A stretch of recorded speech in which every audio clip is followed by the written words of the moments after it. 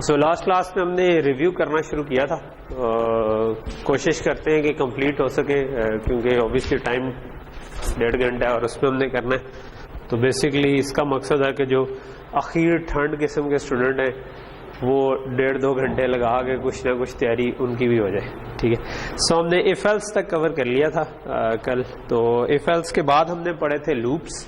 Loops क्या होते हैं कि अगर आप प्रोग्राम एक सीक्वेंस में चल रहा है लेकिन आप चाहते हैं एक काम बार बार करवाना। ठीक है। सो बार बार जब आप करवाना चाहते हैं तो computer is very good at it कि आप उससे बार बार काम करवा सके। सो इस मामले में वो इंसानों से ज़्यादा तेज़ है कि आप उससे 1 सेकंड में हज़ारों काम लाखों काम करवा सकते हैं, डिपेंडिंग ऑन की कितनी कम्प्लेक्सिटी है काम की। ठीक है। सो लूप बड़ा सिंपल सा होता है। Loop let's start with while loop. ठीक है। सो उसका सिंटेक्स बड़ा सादा सा। ठीक है।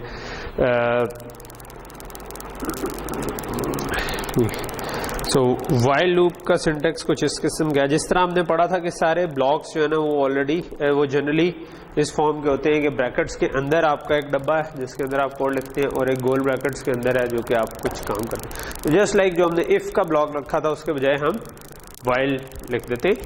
और लेट्स से कि मैं बिल्कुल कोई सिंपल सा काम करना चाहता हूँ। मैं चाहता हूँ कि यार लेट्स से कि पहले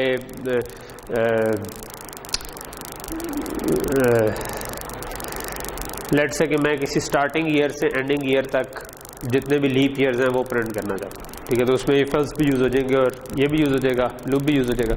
सो लेट्स से कि मैं कहता हूँ कि int starting year start year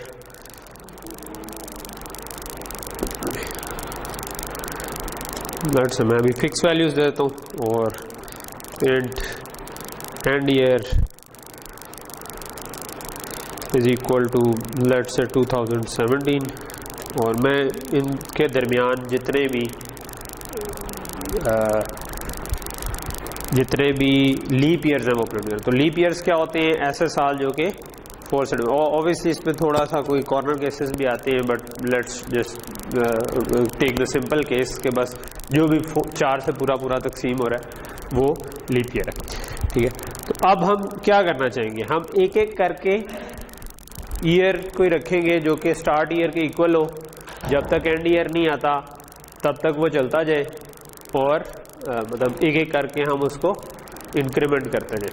ठीक है। सो मे भी हम ये कर सकते हैं कि int year is equal to start year से उसके बराबर कर दें और सॉरी स्पेलिंग गलत हो गए। ठीक है। और इसको हर दफ़ा में जब कंप्लीट हो जाए तो मैं इसको बढ़ा दिया करूं और चेक कर लूं कि ईयर सॉरी स्पेलिंग गलत लिख दिया कि आपका ईयर जो है ना वो अगर less than equal to end year है। ठीक है। तो तब तक आप इसको चलाएं। और अब इधर आप चेक कर सकते हैं डब्बे में कि भाई अब ये वाला जो हमने खड़ा किया स्ट्रक्चर इसमें इसका मतलब क्या है? ठीक है। व्हाइल लूप करता क्या है? व्हाइल लूप करता ये है कि जब तक ये कंडीशन ट्रू है ये डब्बा चलता रहेगा, यानी कोड चलता हुआ आएगा, देखेगा ये कंडीशन ट्रू है, इस डब्बे को रन कर देगा। ठीक है। सो इस डब्बे में अभी तक मैंने कुछ लिखा नहीं, बट इस ब्रैकेट के दरमियान में जो कुछ है वो समझे वो डब्बा है जहां पर आप कोई भी कोड लिख सकते हैं। सो ये कंडीशन एज लॉन्ग एज ये कंडीशन ट्रू है आप ये चल जाए। इफ में भी यही था कि ये कंडीशन ट्रू है तो ये चल जाता था, व्हाइल में भी यही है। लेकिन व्हाइल में फ़र्क क्या है कि जब आप एंड पे पहुंचते हैं तो बजाय आगे जाने के यू गो बैक हियर। ठीक है। आप वापस आते हैं, देखते हैं कि ये कंडीशन अभी भी ट्रू है तो इसका मतलब दोबारा यही काम करना है। फिर दोबारा वापस आते हैं, देखते हैं ये कंडीशन अभी भी ट्रू है, इसका मतलब है यही काम दोबारा करना है। ठीक है। तो इफ जो है वो आगे चला जाता है, व्हाइल जो है वो बार बार यही काम करना शुरू करता है। तो इसको हम कहते हैं लूप। ठीक है। लूप ऐसी चीज होती है जो घूम के वापस आ जाए, तो हम इसमें घूम के वापस आए। ठीक। तो this is your while loop. और लेट्स से कि इसके अंदर हमने चेक करना था कि जो भी करंट ईयर चल रहा है, तो हमने किया क्या है कि एक ईयर से स्टार्ट किया है जो कि स्टार्ट ईयर के बराबर है। हर दफ़ा उसको बढ़ाते जाते हैं और चेक करते हैं कि वो एंड ईयर के लेस देन या इक्वल है, तो तब तक आप ये बार बार काम करते जाएं। तो पहली दफ़ा ईयर स्टार्ट ईयर के बराबर होगा, अगली दफ़ा 1 आगे हो जाएगा, अगली दफ़ा 2 आगे हो जाएगा, अगली दफ़ा 3 आगे हो जाएगा, सो ऑन अप टू जब एंड ईयर पे पहुंचेगा तब भी इधर आएगा। लेकिन जब वो प्लस होकर एंड ईयर से एक बड़ा हो जाएगा तब ये कंडीशन फॉल्स होगी और आप बाहर निकलेंगे। ठीक। अच्छा, अब इसके अंदर हमने क्या चेक करना था कि क्या जो भी करंट ईयर जो कि हम एक एक करके बढ़ा रहे हैं वो लीप ईयर के बराबर है या नहीं। तो उसके लिए हम क्या कर सकते हैं, हम चेक कर सकते हैं कि अगर ये 4 में पूरा पूरा डिवाइड होता है तो इसका मतलब है कि ये लीप ईयर है। तो हम इसको डिवाइड करने के लिए हम रिमाइंडर चेक कर सकते हैं कि इसका 4th reminder is equal to 0 अगर, ठीक है। तो सी आउट,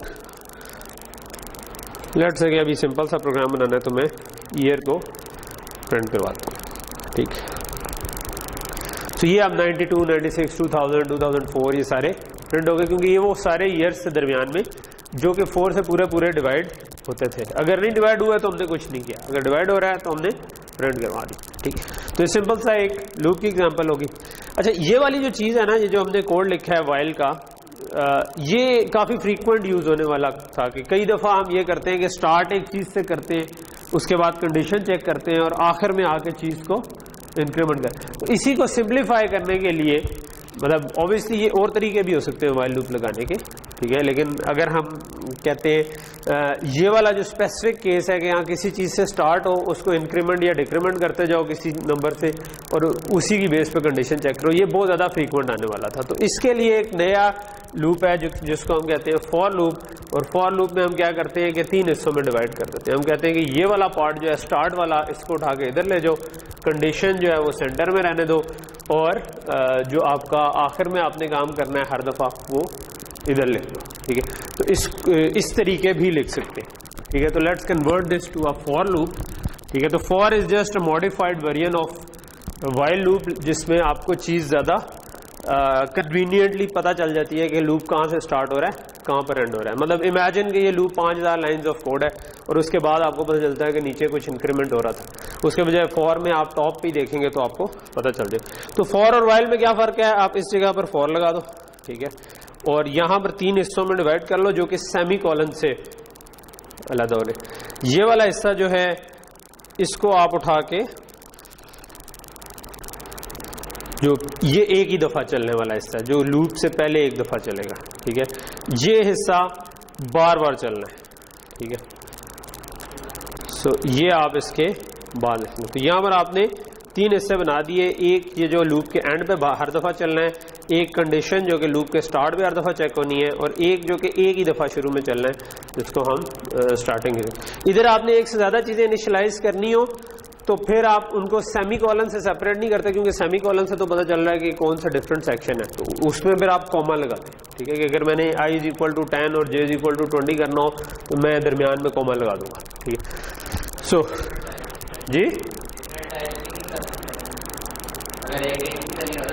जी, जो मर्जी करे, कोई इसमें मसला नहीं है, कॉमा लगा के आप दूसरा कर दे, ठीक है, इसमें मसला, ठीक है। स्टिल अगर मैं इसको रन करूं तो आपके पास सेम आउटपुट आएगी, क्योंकि इसमें और उसमें कोई फ़र्क नहीं है, हमने सिर्फ रीअरेंज किया, ठीक है। और इसी तरह एक और लूप है जिसको हम कहते हैं डू वाइल, विच इज़, चलो मैं वाइल वाली फॉर्म में इसको वापस लाता हूँ और फिर बताता हूँ तो ज़्यादा अच्छा होगा, ठीक है। सो ये वाइल लूप था, ठीक है। डू वाइल में ना आप ये वाली कंडीशन उठा के यहाँ से उठा के एंड पे ले जाते हैं और इसके बाद इधर डू लिख देते हैं, ठीक है। सो इसका क्या मतलब है, इसका मतलब है कि ये पहली दफ़ा, आई थिंक इसके आगे सेमी कॉलन भी आता है, ठीक है। सो इसका क्या मतलब है कि पहली दफ़ा कंडीशन जो है ना वो स्टार्ट में नहीं बल्कि एंड पे चेक होगी, ठीक है। एक्चुअली पहली दफ़ा का ही फ़र्क बनता है, क्योंकि अगली दफ़ा तो आप एंड से ही दोबारा उठ के स्टार्ट में ही आते थे। तो बेसिकली पहली दफ़ा ये लूप ज़रूर चलेगा, ठीक है। बाकी इसमें कोई फ़र्क नहीं है कि डू या वाइल का मतलब है पहली दफ़ा ये चलेगा, उसके बाद ये कंडीशन चेक होगी, अगर ट्रू हुई तो वापस आ जाएंगे, अगर फॉल्स हुई तो बाहर निकल जाएंगे, ठीक है। सो अभी भी अगर मैं इसको रन करूं तो it should give same output, तो वो सेम आउटपुट ही दे रहा है, कोई इसमें फ़र्क नहीं है, ठीक। ओके, सो मैं इसको कहाँ ले गया था, सॉरी, ओके, वाइल वाले पर ही वापस ले आता हूँ, ठीक है। सो ये हमारे हो गए लूप्स जो कि हमने पढ़े थे। तो बार बार काम कराना हो, इफ एल्स भी हो गया, लूप भी हो गया। नेक्स्ट चीज़ थी जो हमने की थी वो थे फंक्शंस, ठीक है, कि कई दफ़ा एक काम जो आपने किया हो आप चाहते हैं कि बजाय उसी का, लेट्स से कि आप कोई ऐसा प्रोग्राम बना रहे थे, although it's unlikely, but let's say कि आप ऐसा प्रोग्राम बना रहे थे जिसमें आपने बार बार यही काम ही करना था कि आपको कोई स्टार्टिंग ईयर दे और एंडिंग ईयर दे और आप उनके दरमियान में जितने भी लीप ईयर्स हैं वो स्क्रीन के ऊपर प्रिंट करवाना चाहते हैं। ठीक है, तो आप हर जगह जाकर यही वाला कोड लिख सकते हैं। ठीक है, लेकिन it's not a good idea कि बिला वजह आप कोड को बड़ा करें। ठीक है, कोड शुड बी कंसाइज, देख के आपको प्रॉपरली अरेंज होना चाहिए। तो उस अरेंज करने के लिए हम क्या करते हैं कि हम बजाय इसको बार बार रेप्लिकेट करने के हम एक ही दफ़ा फंक्शन लिख लेते हैं। ठीक है, वो फंक्शन ये काम करेगा कि भाई स्टार्ट ईयर और end year as an input ले और उनको प्रिंट करवा। तो फंक्शन क्या होता है? फंक्शन बेसिकली हमने कहा था कि फंक्शन इज अ डब्बा जिसको कुछ इनपुट्स आती हैं और एक आउटपुट उसकी हो सकती है। ठीक है, और चाहे तो बेशक आउटपुट ना रखें, जिस तरह इस केस में हमने कोई आउटपुट नहीं देनी बल्कि सिर्फ सी आउट ही करवाना है। ठीक है, तो cout is also an output, मगर वो फंक्शन की आउटपुट नहीं है, वो तो स्क्रीन पे आउटपुट है। ठीक है, तो पहली चीज के स्क्रीन पे इनपुट और स्क्रीन पे आउटपुट जाना ये एक अलग चीज है और फंक्शन की इनपुट और आउटपुट अलग चीज है। हमने इसमें यूजर से इनपुट नहीं ले रहे हम। ठीक है, लेकिन हमें स्टार्ट ईयर और एंड ईयर फंक्शन को देना है, तो ये फंक्शन की इनपुट्स है कि इसको एक चाहिए स्टार्ट ईयर और एक चाहिए एंड ईयर, और इसने कुछ भी रिटर्न नहीं करना। जब कुछ भी नहीं करना हो तो हम उसको कहते हैं वॉइड, कि कुछ भी रिटर्न नहीं करना। ठीक है, तो फंक्शन जब आपने लिखना हो तो फंक्शन लिखने के लिए आप क्या करते हैं? फंक्शन लिखने के लिए जो ये पूरा कोड है ये आप बजाय इधर लिखने के आप लेट से मेन से ऊपर मैं लिख देता हूँ। ठीक है, क्या सबसे पहले आप बताते हैं रिटर्न टाइप क्या है। इस केस में कोई नहीं है तो हमने कहा वॉइड। ठीक है, और फिर हमने कहा कि लेट से डिस्प्ले फंक्शन का नाम लिखना था, तो मैं कहता हूँ डिस्प्ले लीप ईयर्स। ठीक है, और इसको मैं कहता हूँ इंट लेट से स्टार्ट ईयर। और अच्छा, ये नाम जरूरी नहीं है कि मेन वाले हो। ठीक है, मैं अभी इसलिए रख रहा हूँ क्योंकि मैं कोड कॉपी पेस्ट करना चाह रहा हूँ। ठीक है, अदरवाइज मैं नाम इनको फर्क रख सकता था। ठीक है, और अगेन फंक्शन में भी देखें तो आपके पास कर्ली ब्रैकेट्स के अंदर ब्लॉक आ रहा है और यहाँ पर आपके पास फंक्शन का नाम और फिर पैरेंथेसिस के अंदर इनपुट्स आ रही है। ठीक है, तो ये सिंटैक्स है। सो अब मैं उठा के ये पूरा कोड जो है ये बजाय इधर लिखने के मैं कहता हूँ कि ये वाला कोड फंक्शन में चला जाए। ठीक है, और फंक्शन जो है अब ये वाला काम कर देगा। ठीक है, और मेन में फिर मैं क्या कर सकता हूँ? मेन में अब ये फंक्शन, इसको ये जो हमने ऊपर लिखा है इसको हम कहते हैं फंक्शन डेफिनेशन, कि पूरा आपने फंक्शन डिफाइन कर दिया कि फंक्शन क्या काम कर रहा है। ठीक है, कि ये डब्बा है, इस तरह की इनपुट ले रहा है, इस तरह की आउटपुट दे रहा है। दूसरा, जब आपने इस डब्बे को इस्तेमाल करना है तो उसके लिए हम फंक्शन कॉल करते हैं, और फंक्शन कॉल का क्या तरीका होता है? मेन में फंक्शन कॉल करनी है, यहाँ पे अब हम दोबारा इंट और वो सब कुछ साथ नहीं लिखने की जरूरत, सिर्फ फंक्शन का नाम लिखें। ठीक है, सो हमने फंक्शन का नाम लिखा हुआ डिस्प्ले लीप ईयर्स और इसको मैंने जो इनपुट्स देनी है। ठीक है, सो लेट से स्टार्ट ईयर सबसे पहली इनपुट होनी चाहिए थी और एंड ईयर दूसरी इनपुट होनी चाहिए।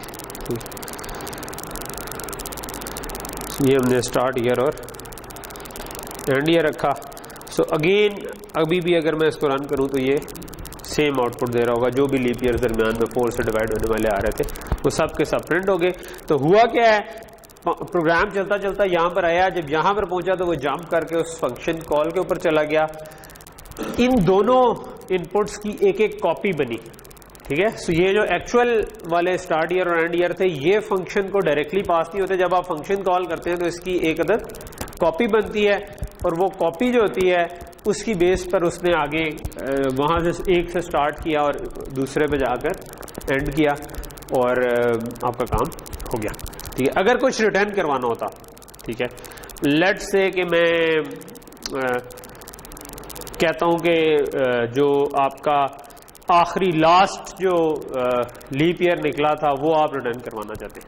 ठीक है, सो तब आप चाहेंगे कि यार कि मैं लास्ट ईयर किसी तरह सेव भी करना चाहूँ, जो पूरी रेंज में आखिरी लीप ईयर था, लेट्स से कि मैं वो रिटर्न करवाना चाहता हूँ, तो मैं इस सिर्फ को ब्रैकेट्स में ले आऊँगा। ठीक है सर, ठीक है, कि मैं ये भी कर लूँ और एक मैं कह दूँ कि भाई इंट लास्ट लीप ईयर। ठीक है, तो ये मैं भी जस्ट खुद ही से रिक्वायरमेंट बना रहा हूँ जस्ट टू शो कि अगर रिटर्न करना हो तो कैसे करेंगे। सो जब भी लास्ट टाइम ये चीज़ ट्रू हुई थी तो मैं कह दूँ कि यार लास्ट लीप ईयर जो है ना this is equal two year, जब भी 4 से डिवाइड हुआ था। शुरू में मैं कहता हूँ कि लास्ट लीप ईयर जो है ना उसको मैं 0 से इनिशियलाइज करवाता हूँ कि अगर 0 आया तो इसका मतलब है कि बेसिकली, बल्कि मैं भी -1 से भी कर सकता हूँ क्योंकि माइनस में तो साल नहीं होगा ना। ठीक है, तो अगर -1 आया तो इसका मतलब है कि उस रेंज में कोई लीप ईयर था ही नहीं, और अगर कोई वैल्यू आ गई तो इसका मतलब है लास्ट लीप ईयर। सो अगर आपने कुछ रिटर्न करवाना हो तो आप उसके लिए लिखते हैं रिटर्न और फिर आप वो चीज़ रिटर्न करवाते हैं, लेकिन उसके लिए आपको यहाँ पर आप वॉइड नहीं, यहाँ पर बताना पड़ेगा कि इसकी रिटर्न टाइप क्या थी। ठीक है, सो अब ये फंक्शन चेंज हो गया। इसके अंदर मैंने बताया कि जो मेरा डब्बा है ये 2 इंटीजर इनपुट लेता है, ठीक है, और 1 इंट आउटपुट करता है।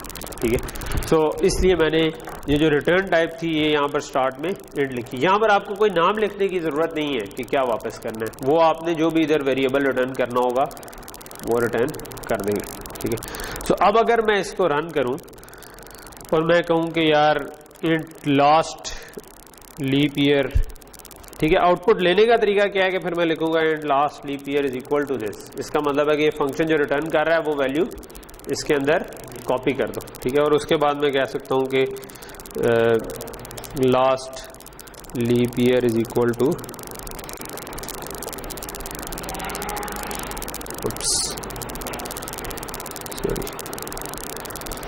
लास्ट, ओके, ठीक। सो ये हो गया। लेट्स से कि मैं इसको रन करता हूँ। सो आखिर में मेरे पास प्रिंट हुआ कि last leap year is equal to 2016, क्योंकि मैंने आखिर 2017 दिया था जो कि लीप ईयर नहीं है। स्पेलिंग मैंने गलत लिख दिया, इसको ठीक कर लेते। ओके, तो यहाँ तक चीज़ क्लियर होगी। ठीक है, कि फंक्शन का सिंटेक्स क्या है। मोस्ट ऑफ द टाइम्स हम मेन के ऊपर फंक्शन नहीं लिखते बल्कि मेन के नीचे लिखते हैं। उसकी वजह ये होती है कि हम चाहते हैं कि जब कोई बड़ी फाइल है तो स्टार्ट में आपको मेन मिल जाए, बजाय ये कि आप नीचे ढूंढते जाए।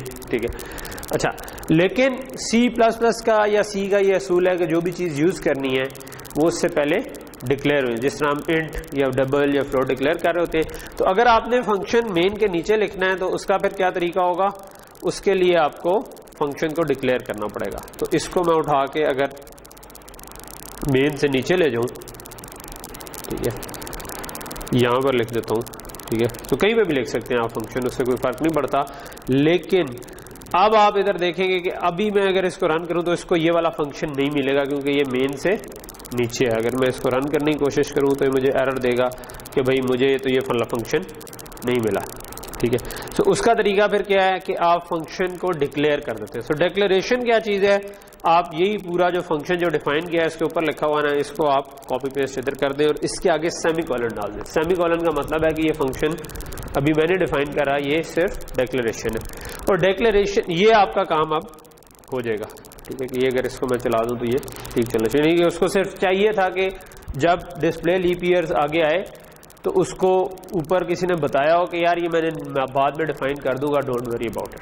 ठीक है, तो उसको ऐसा फंक्शन जो कि 2 इंटीजर्स लेता हो और 1 इंटीजर आउटपुट करता हो, वो अगर और उसका नाम ये हो, ये उसको डिक्लेयर हुआ मिल गया और यूज़ भी इसी तरह हो रहा था, तो वो कहेगा कि ठीक है कोई मसला नहीं। अगर हमने बाद में ना लिखा हुआ होता तो फिर वो हमें बाद में एरर देता कि यार आपने तो कहा था कि आप डिफाइन करेंगे, डिफाइन किया। ठीक, तो वो एरर आ जाए। यहाँ पर इनके नाम देने या डिफरेंट नाम देने से कोई फर्क नहीं पड़ता क्योंकि ये फंक्शन प्रोटोटाइप इसको हम कहते हैं या डिक्लेरेशन कहते हैं। इसके अंदर उसको सिर्फ ये चाहिए कि आप क्या इनपुट दे रहे हैं और क्या आउटपुट ले रहे हैं। ठीक, ओके, सो यहाँ तक चीज़ क्लियर होगी जी।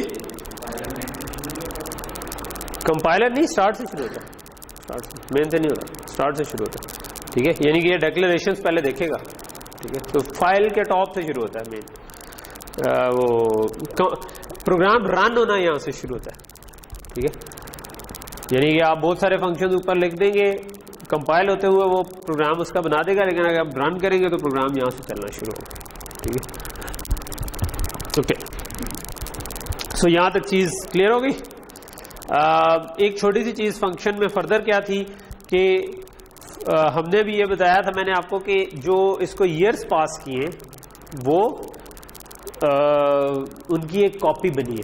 ठीक है, एक्चुअल वाले जो ये ईयर्स थे ना, यानी 1990 और 2017 ही पास हुए, लेकिन इनकी वैल्यू 1990 और 2017 पास हुई है। जो फंक्शन के अंदर डिक्लेयर हुए थे स्टार्ट ईयर और एंड ईयर, वो अलहदा मेमोरी में किसी जगह पे पड़े हैं और ये अलहदा मेमोरी में पड़ा हुआ। ठीक है, तो अगर मैं उसको प्लस प्लस कर दूंगा तो इन पे कोई फर्क नहीं पड़ेगा। ठीक है, और अगर मैं मतलब फॉर एग्जांपल इसकी एक इम्प्लीमेंटेशन ये हो सकती थी कि मैं इस जगह पर आके कहता कि मैं ईयर का नया वेरिएबल ना बनाता। ठीक है, मैं कह देता कि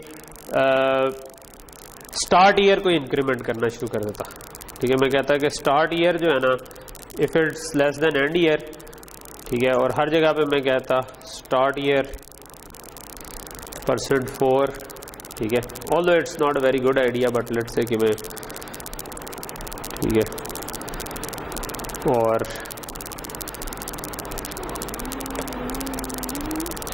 ठीक है, और यहाँ पर भी मैं स्टार्ट ईयर प्लस प्लस कर देता। ठीक है, सो अब मैं स्टार्ट ईयर को ही बढ़ाना शुरू कर दिया। ठीक है, और मेन में जाके मैं क्या करता, मेन में मैं इसके बाद स्टार्ट ईयर और एंड ईयर प्रिंट करवा के देख लेता हूँ। ठीक है, just cout start year is equal to start year. Let's say पिछले वाले के ऊपर भी हैंडल नहीं लगा हुआ मेरा ख्याल है, वो भी डालते। ठीक है, और इसी तरह मैं एंड ईयर में तो खैर हमने चेंज ही नहीं की, तो मैं स्टार्ट ईयर ही करता हूँ। ठीक है, सो अब उसने प्रिंट सारा किया। अब मैं स्टार्ट ईयर को इंक्रीमेंट कर रहा था, लेकिन आखिर में जब मैंने प्रिंट किया तो स्टार्ट ईयर में कोई चेंज नहीं आई। क्यों? क्योंकि जो फंक्शन के अंदर स्टार्ट ईयर था वो उसकी कॉपी थी। ठीक है, सो इसके पीछे क्या थीम है? थीम ये है कि function should not be able to modify जो मेन का है। आपको किसी फंक्शन को कह रहे हैं फलां काम कर दो, तो ये ना हो कि वो मेन से पंगे लेना शुरू करते हैं। ठीक है, तो मेन के अंदर जो वेरिएबल है वो वही रहना चाहिए। बट एट टाइम्स आप चाहते हैं ये करना, फॉर एग्जाम्पल रिटर्न सिर्फ एक वैल्यू होती है, आप एक से ज्यादा वैल्यू रिटर्न करना चाहते हैं, तो फिर आप क्या करें? तो हम अमूमन अगर ये चाह रहे हो कि एक से ज्यादा वैल्यू रिटर्न हो, या हम ये चाह रहे हो कि जो मैंने वेरिएबल पास किया है उसी के अंदर चेंज हो, ठीक है, तो तब मैं ये कर सकता हूं कि मैं इसको बाय रेफरेंस पास कर दूं। ठीक है, इसको हम कहते हैं बाय वैल्यू पास करना। बाय डिफॉल्ट चीजें बाय वैल्यू पास होती है। बाय रेफरेंस पास करने के लिए आप क्या करते हैं, आपने जहां पर फंक्शन बनाया हुआ है उसके आगे आप एंड लगा दें। ठीक है, तो इस एंड लगाने का मतलब है कि ये जो आप पास कर रहे हैं ना, ये इसका रेफरेंस है। ठीक है, सो मैंने स्टार्ट ईयर को भी बाय रेफरेंस पास कर दिया, एंड ईयर को भी। ठीक है, और अब अगर मैं इसको रन करूंगा तो अब एक्चुअल वाला स्टार्ट ईयर चेंज हो जाएगा। देखिए स्टार्ट ईयर 2018 तक पहुंच गया, 2017 तक चेक था। जब वो इससे एक इंक्रीमेंट हुआ तो लूप से बाहर आए ना, तो आखिरी दफा जब चेक फेल हुआ था तो वो उस वक्त वो 2018 तक पहुंच गया। ठीक है, सो अगर हम ये चाहते हैं कि बाय रेफरेंस भी पास करें लेकिन वो उसको चेंज ना कर सके, ठीक है, तो फिर आप इसके पीछे इसके साथ कॉन्स्ट लगा देते हैं। ठीक है, कॉन्स्ट का मतलब है कि ये इसको चेंज नहीं कर सकता। ठीक है, तो अगर मैं इसको रन करने की कोशिश करूंगा तो मुझे कहेगा कि आप तो चेंज करने की कोशिश कर रहे हैं इसके अंदर। ठीक है, सो वो कॉन्स्ट का मतलब है कि मैंने पास तो बाय रेफरेंस ही किया, लेकिन ये function it's not allowed to change anything. ठीक है, जो मैंने बाय रेफरेंस पास की। ठीक, सो उसका तरीका फिर क्या हो सकता है कि मैं लेट्स से कि मैं इसको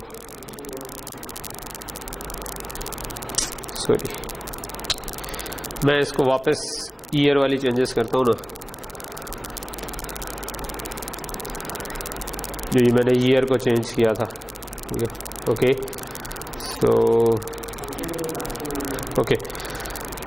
सो अब अगर मैं बेशक बाय रेफरेंस पास कर लूं, क्योंकि अब मैं इसको पुराने उस पर ले आया हूं जिसमें ईयर अलहदा था।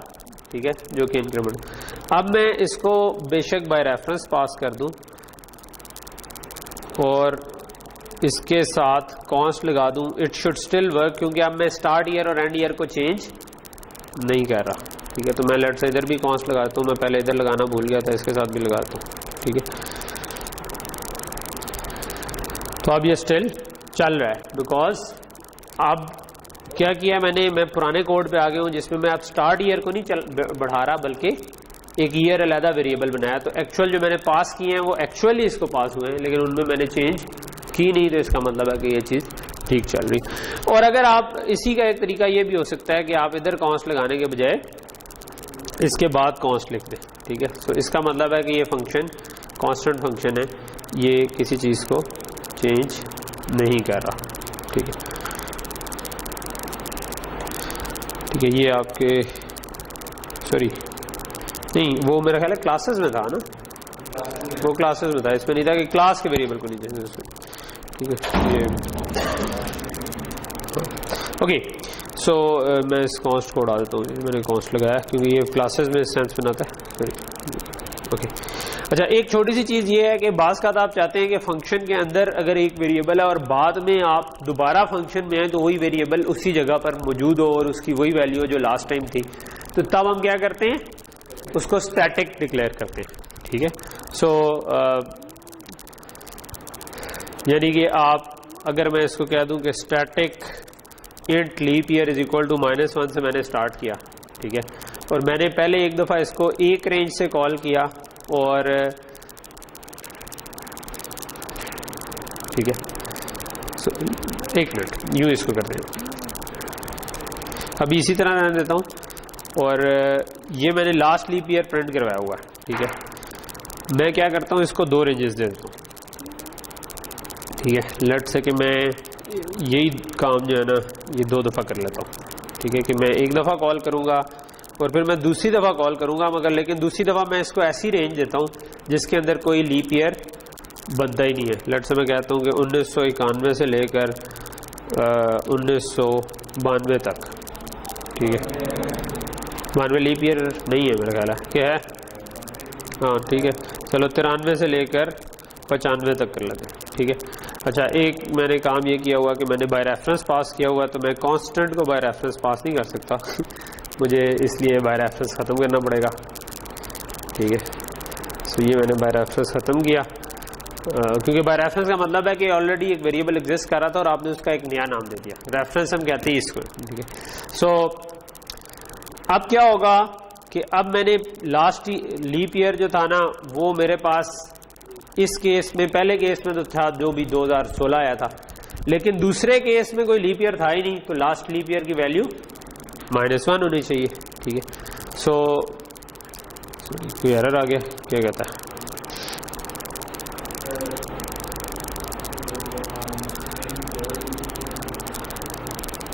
इधर, हाँ मैंने दोबारा एंड डाल दिया, ठीक है, ओके।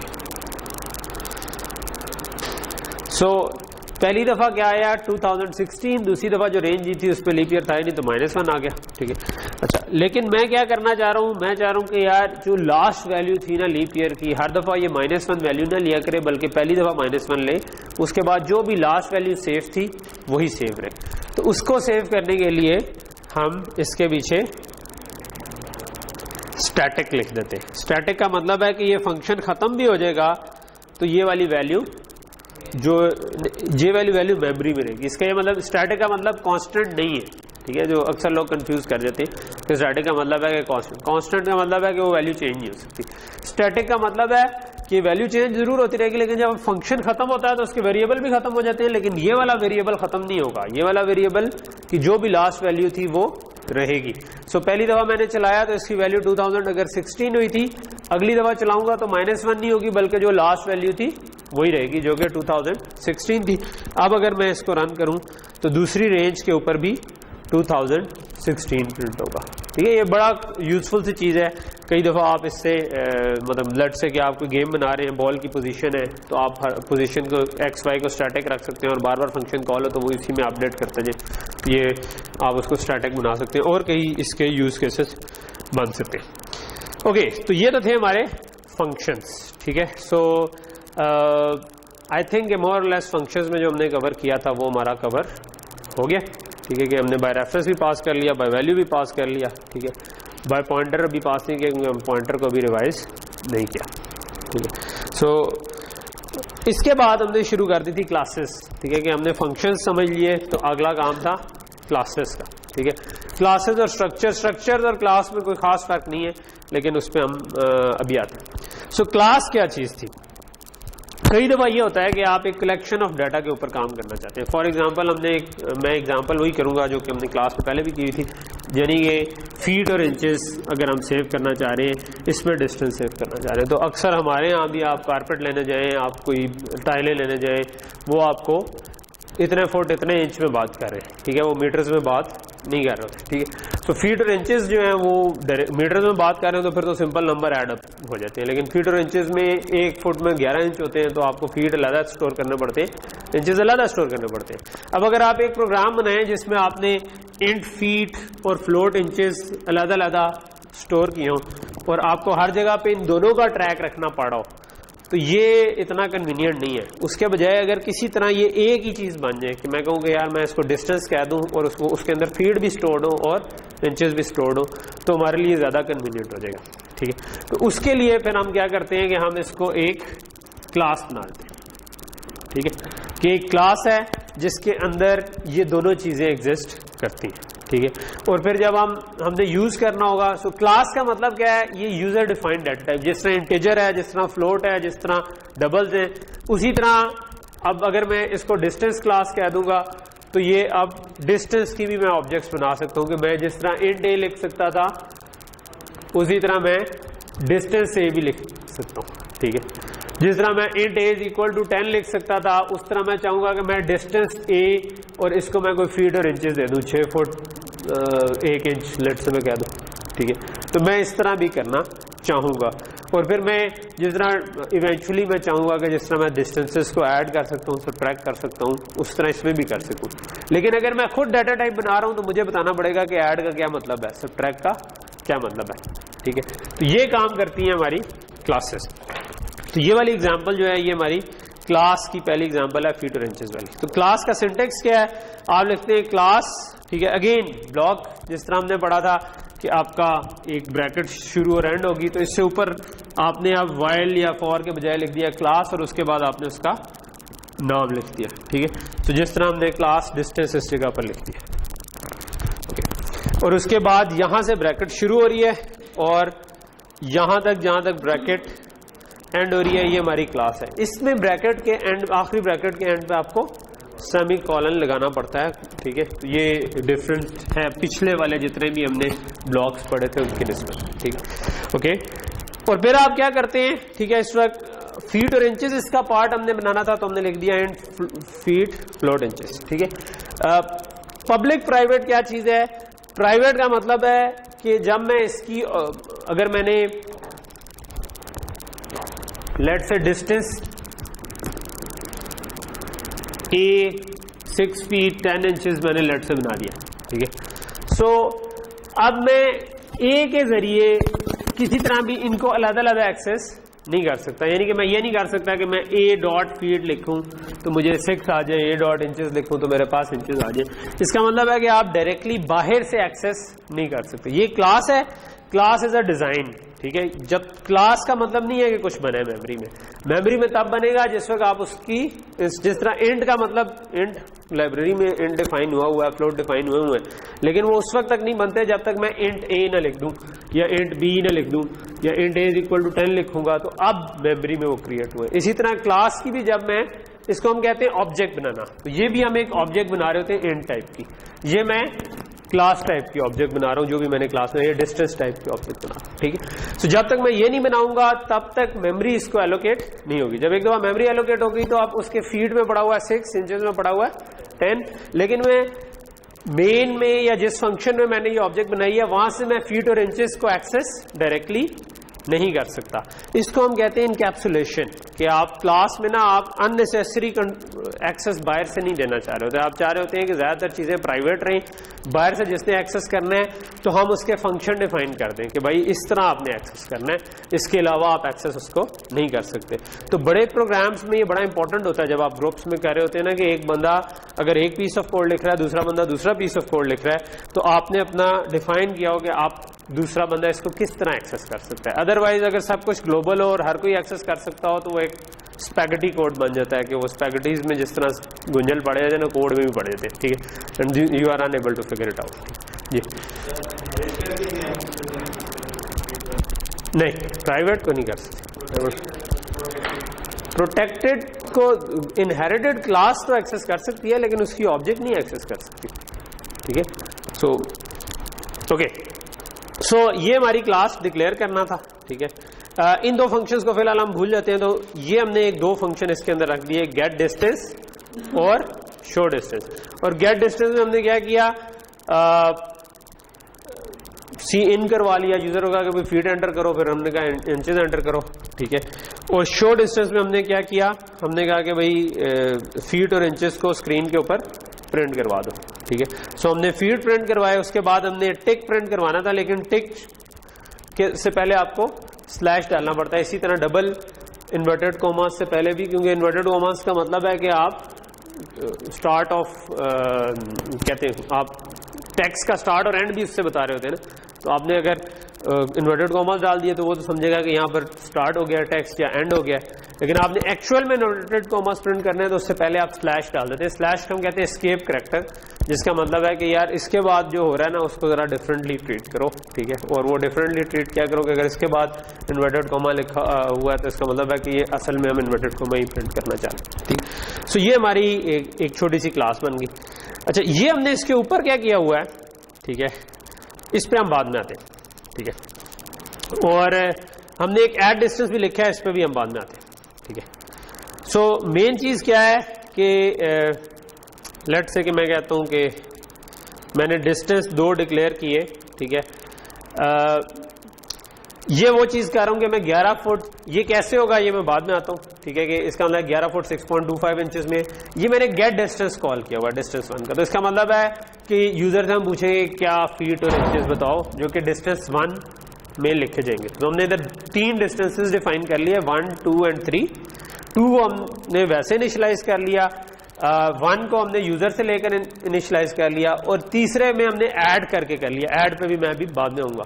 तो अभी फिलहाल हमारे काम का क्या है, डिस्टेंस 1, ठीक है, जो कि हम यूजर से इनपुट लेके करें और हम उसको स्क्रीन के ऊपर 1, 2 और 3 दोनों शो डिस्टेंस कॉल करके प्रिंट करवा रहे। मेन के अंदर अगर मैंने जो ऊपर गेट डिस्टेंस उसके अंदर फंक्शन लिखा था, मेन के अंदर किसी ऑब्जेक्ट के थ्रू अगर हमने उसका फंक्शन कॉल करना हो तो हम डॉट लगा के कॉल करते हैं, ठीक है। तो मैंने कहा डिस्टेंस 1 डॉट गेट डिस्टेंस, इसका मतलब है कि इस ऑब्जेक्ट के लिए गेट डिस्टेंस कॉल हो गया, ठीक है। तो ये 3 ऑब्जेक्ट्स बनी, यानी इस टाइप की जो हमने क्लास डिफाइन की थी 3 ऑब्जेक्ट्स बन गई। मेमोरी में 3 फीट और इंचेस के लिए जगह बन गई। इसके लिए मैंने एक तरीके से इनिशियलाइज कर लिया, इसके लिए दूसरे से कर लिया। इन तरीकों को मैं अभी एक्सप्लेन करता हूं। और ये जो था ना, ये नॉर्मल हमने यूजर से इनपुट करा। तो डिस्टेंस 1 जो है उस पर हम इस वक्त फोकस्ड है कि वो ठीक आ रहा है या नहीं। दूसरों पे मैं भी आता हूँ। तो लेट से कि मैं इसको रन करता हूँ। उसने कहा फीट और इंचेस बताएं। मैंने कहा कि यार लेट से कि मेरी 6 फीट और 1 इंच जो है ना जाएगी। तो डिस्टेंस 1 जो है वो 6 फीट 1 इंच प्रिंट हो गया जिस तरह से हम चाह रहे थे। अच्छा, अब हम आ जाते हैं। तो ये तो नॉर्मल हमने 2-3 चीजें पढ़ ली क्लास की। एक ये कि क्लास डिक्लेयर कैसे होती है। डिक्लेयर इस तरह से होती है कि आप लिखते हैं क्लास और उसके बाद क्लास का नाम, ठीक है, ये हमने लिखा हुआ। उसके बाद ब्रैकेट शुरू और ब्रैकेट खत्म और उसके आगे सेमीकोलन।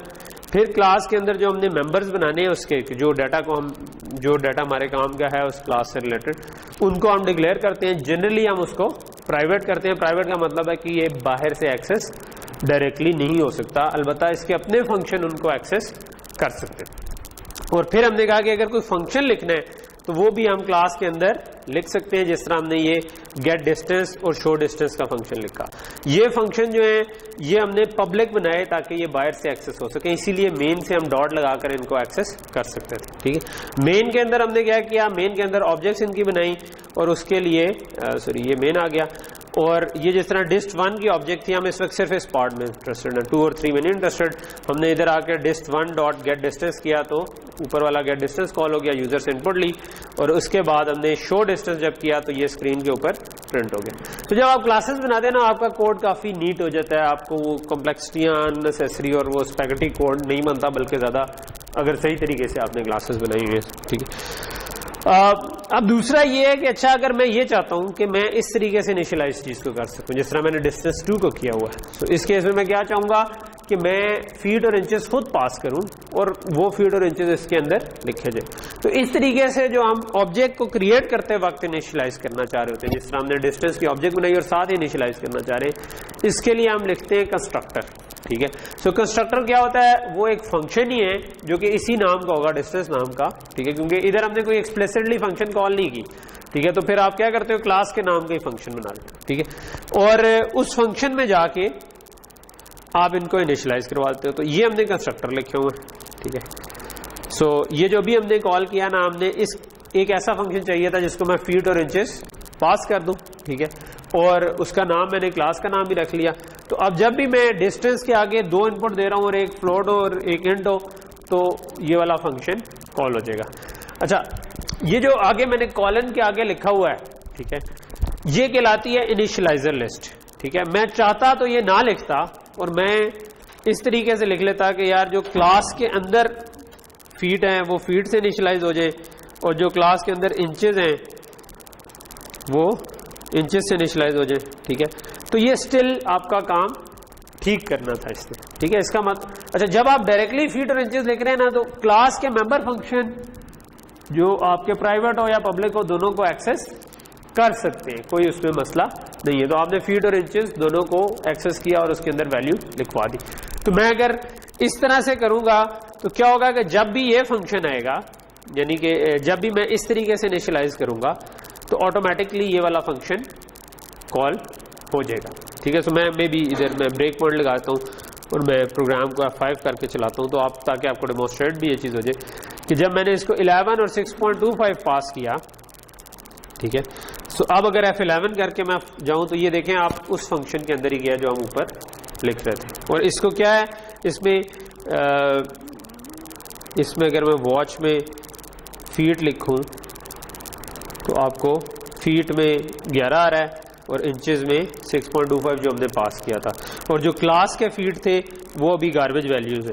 ठीक है, ठीक, और अब अगर मैं F10 दबाऊंगा तो उसकी वैल्यू चेंज होकर 11 और 6.25 होगी। तो ये वाला फंक्शन ये काम कर रहा है। ठीक है, तो यहां तक चीज क्लियर होगी। ठीक है, तो ये वाला काम जो है इसको हम कहते हैं कंस्ट्रक्टर। ठीक है, एक और टाइप ऑफ कंस्ट्रक्टर होती है जिसको हम कहते हैं, अगर हम चाहते हैं कि यार मैं लेट्स से कि मैंने कोई भी इनपुट नहीं दी, ठीक है, तो मैं उसको 0 से इनिशियलाइज करवा लूं, तो उसके लिए हम ऐसे ही कंस्ट्रक्टर लिख लेते हैं जो कोई इनपुट ना ले रहा हो, उसको हम कहते हैं नो आर्गुमेंट कंस्ट्रक्टर। वो यहां पर लिखा हुआ है इसके ऊपर। ठीक है, कि आपने कोई भी इनपुट नहीं ले रहा। ठीक है, क्लास नाम का है, इसका मतलब है कंस्ट्रक्टर है, और इसके बाद आपने कोई इनपुट नहीं ली, इसका मतलब है कि ये।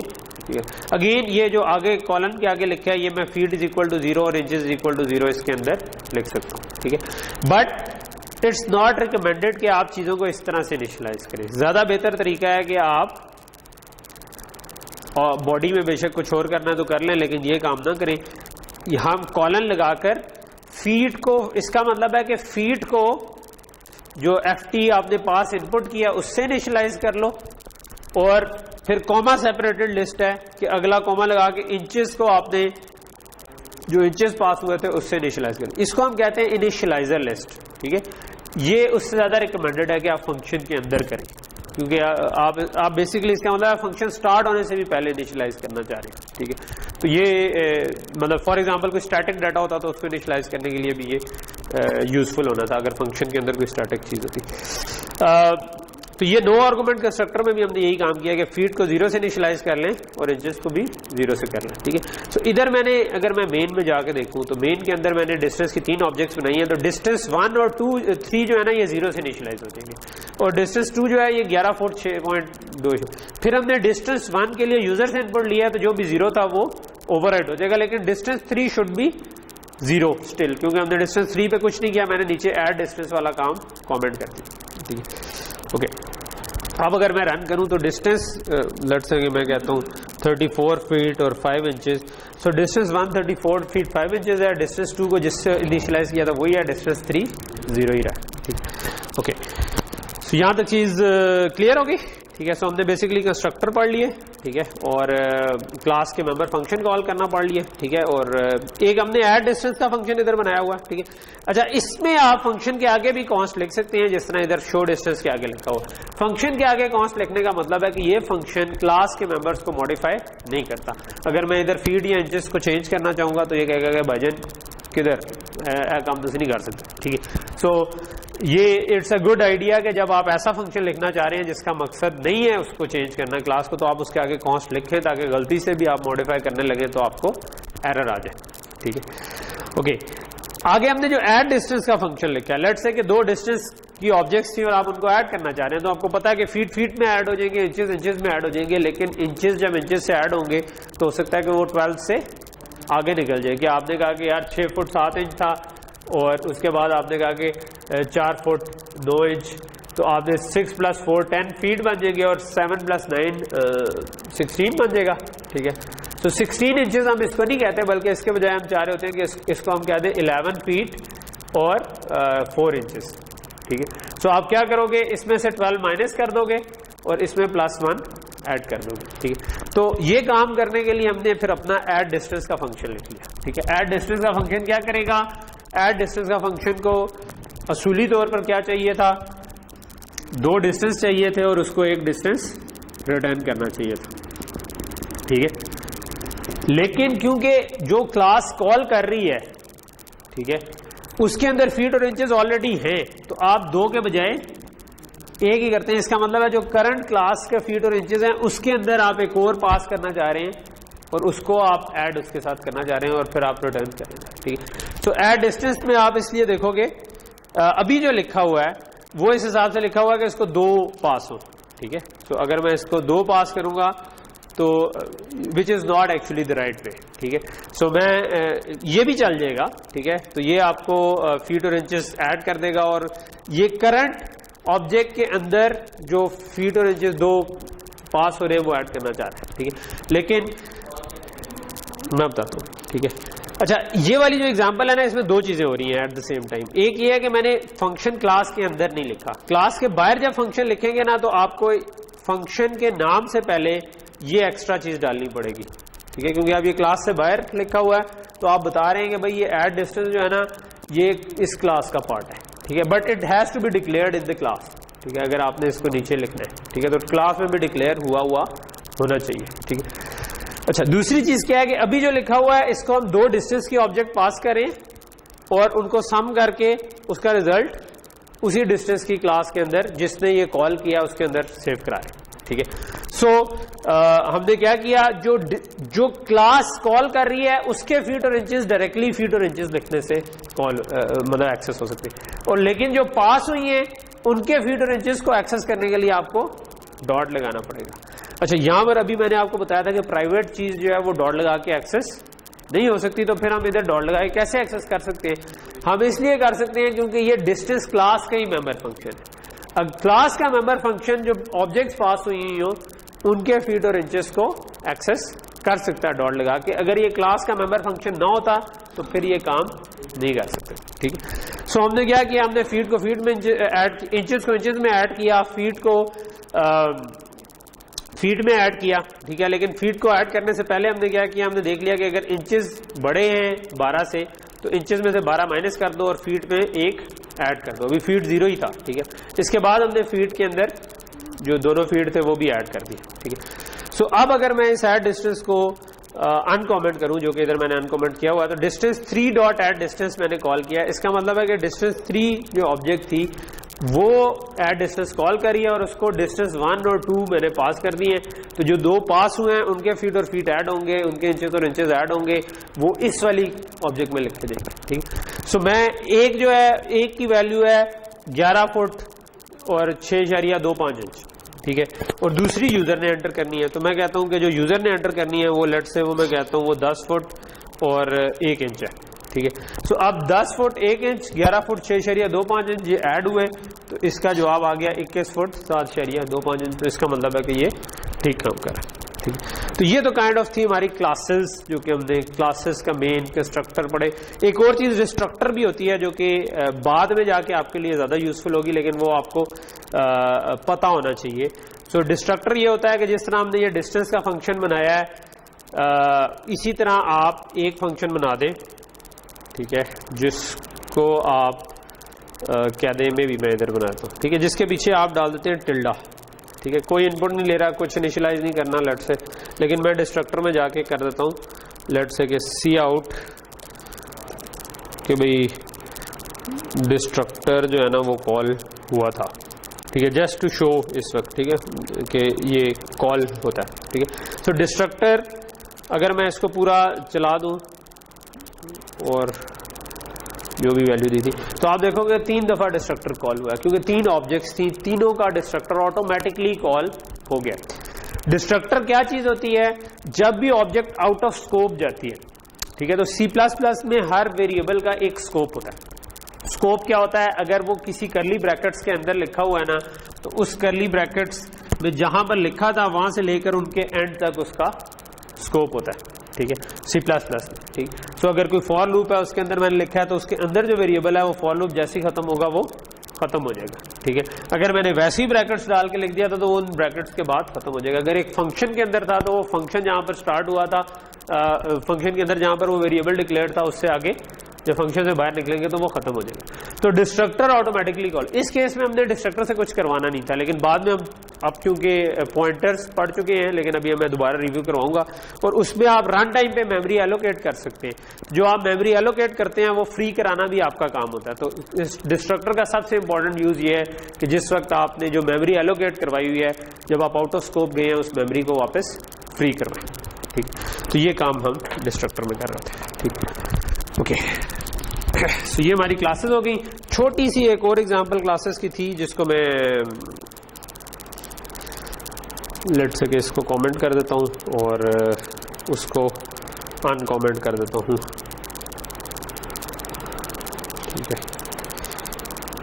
सो वो ये थी कि क्लास के अंदर अगर आप स्टैटिक डिक्लेयर करना चाहें, ठीक है, तो क्लास के अंदर स्टैटिक का एक मकसद हमने ये देख लिया कि स्टैटिक ये है कि फंक्शन के अंदर स्टैटिक क्या चीज है। फंक्शन के अंदर स्टैटिक ये है कि आप दोबारा फंक्शन के अंदर आए तो वो वही पुरानी वैल्यू उसके अंदर पड़ी हुई हो। क्लास के अंदर अगर आप किसी चीज को स्टैटिक करते हैं तो इसका थोड़ा सा डिफरेंट मतलब है। इसका मतलब ये है कि ये वाला वेरिएबल हर क्लास के लिए, हर ऑब्जेक्ट के लिए अलग-अलग नहीं बन रहा, बल्कि तमाम ऑब्जेक्ट्स के लिए एक ही वेरिएबल है, ठीक है। सो फॉर एग्जांपल आप काउंट मेंटेन करना चाह रहे हैं, जिस तरह इस एग्जांपल में हुआ है कि आप इस क्लास की कितनी ऑब्जेक्ट्स बनी है, तो आप हर दफा क्या कर सकते हो कि उसके कंस्ट्रक्टर में काउंट को इंक्रीमेंट कर दो। तो अब जितनी भी ऑब्जेक्ट्स बनेगी तो ये हर एक के लिए क्योंकि एक ही होगा, ये नहीं होगा कि जब एक ऑब्जेक्ट बनी है तो बना है और दूसरी के लिए अलग ये वेरिएबल बना, ठीक। अच्छा, स्टैटिक डाटा को इनिशियलाइज करना होना तो वो क्लास से बाहर होता है। उसका ये सिंटेक्स है कि आप स्कोप रेजोल्यूशन ऑपरेटर लगाकर उसको इनिशियलाइज कर सकते हैं, ठीक है, ओके। सो ये वाली एग्जांपल में क्या किया हुआ कि हमने सिर्फ यही काउंट ही रखा हुआ है, जस्ट ये डिमॉन्स्ट्रेट करने के लिए, ठीक है। सो इसमें डिस्ट्रक्टर भी बनाया हुआ है, कंस्ट्रक्टर भी बनाया हुआ है, और हर ऑब्जेक्ट पे यहां पर हमने 3 ऑब्जेक्ट्स बनाई है और हमने तीनों का काउंट एक्सेस करने की कोशिश किया, क्योंकि हर एक का बेसिकली सेम ही है काउंट, हर एक के लिए अलग-अलग नहीं है। तो 3 ऑब्जेक्ट्स बनी थी तो हर कंस्ट्रक्टर पे ये एक दफा इंक्रीमेंट हो गया होगा, और जब भी मैं एक्सेस करूंगा तो इसकी वैल्यू 3 होगी, ना कि 1, ठीक। सो लेट्स से कि मैं इसको रन करता हूं, तो अब आपको हर एक के लिए काउंट की वैल्यू 3 मिली, ठीक है। अगर ये स्टैटिक ना होता तो हर एक के लिए वैल्यू 1 मिलनी थी, ठीक है। तो लेट्स से कि मैं इसको कमेंट कर देता हूं और मैं इसको स्टैटिक नहीं बनाता, ठीक है। तो क्या होना था, हर एक के लिए आपको इसकी वैल्यू गार्बेज मिलनी थी। गार्बेज क्यों? क्योंकि मैंने इसको 0 नहीं किया हुआ, ठीक है। तो 0 नहीं किया तो जो भी गार्बेज वैल्यू थी उसमें 1 ऐड होके नई गार्बेज वैल्यू बन गई, ठीक है। सो अगेन आप इधर 0 नहीं कर सकते क्योंकि ये आपका क्लास के अंदर आप चीजों को इस तरह इनिशियलाइज करें, ओके। तो ये आपको समझ आ गई कि स्टैटिक, तो ये क्लास वाला काम हमारा हो गया। तो let's move to the next topic, ठीक है, ओके। सो क्लासेस के बाद हमने बेसिकली एरेज को टच किया, ठीक है। सो मैंने वैसे पहले वेक्टर्स कर लिए थे, but I think vector and पे हम रिवाइज कर पाएंगे या शायद ना ही कर पाए आज की क्लास में, लेकिन बाकी चीज़ें हम रिवाइज करना चाहेंगे, ठीक है। सो मे बी वापस इधर ही आ जाते, ठीक है। इधर मैं एरे का कोड वैसे ही लिख के आपको बेसिकली बता दूँ, ठीक है। सो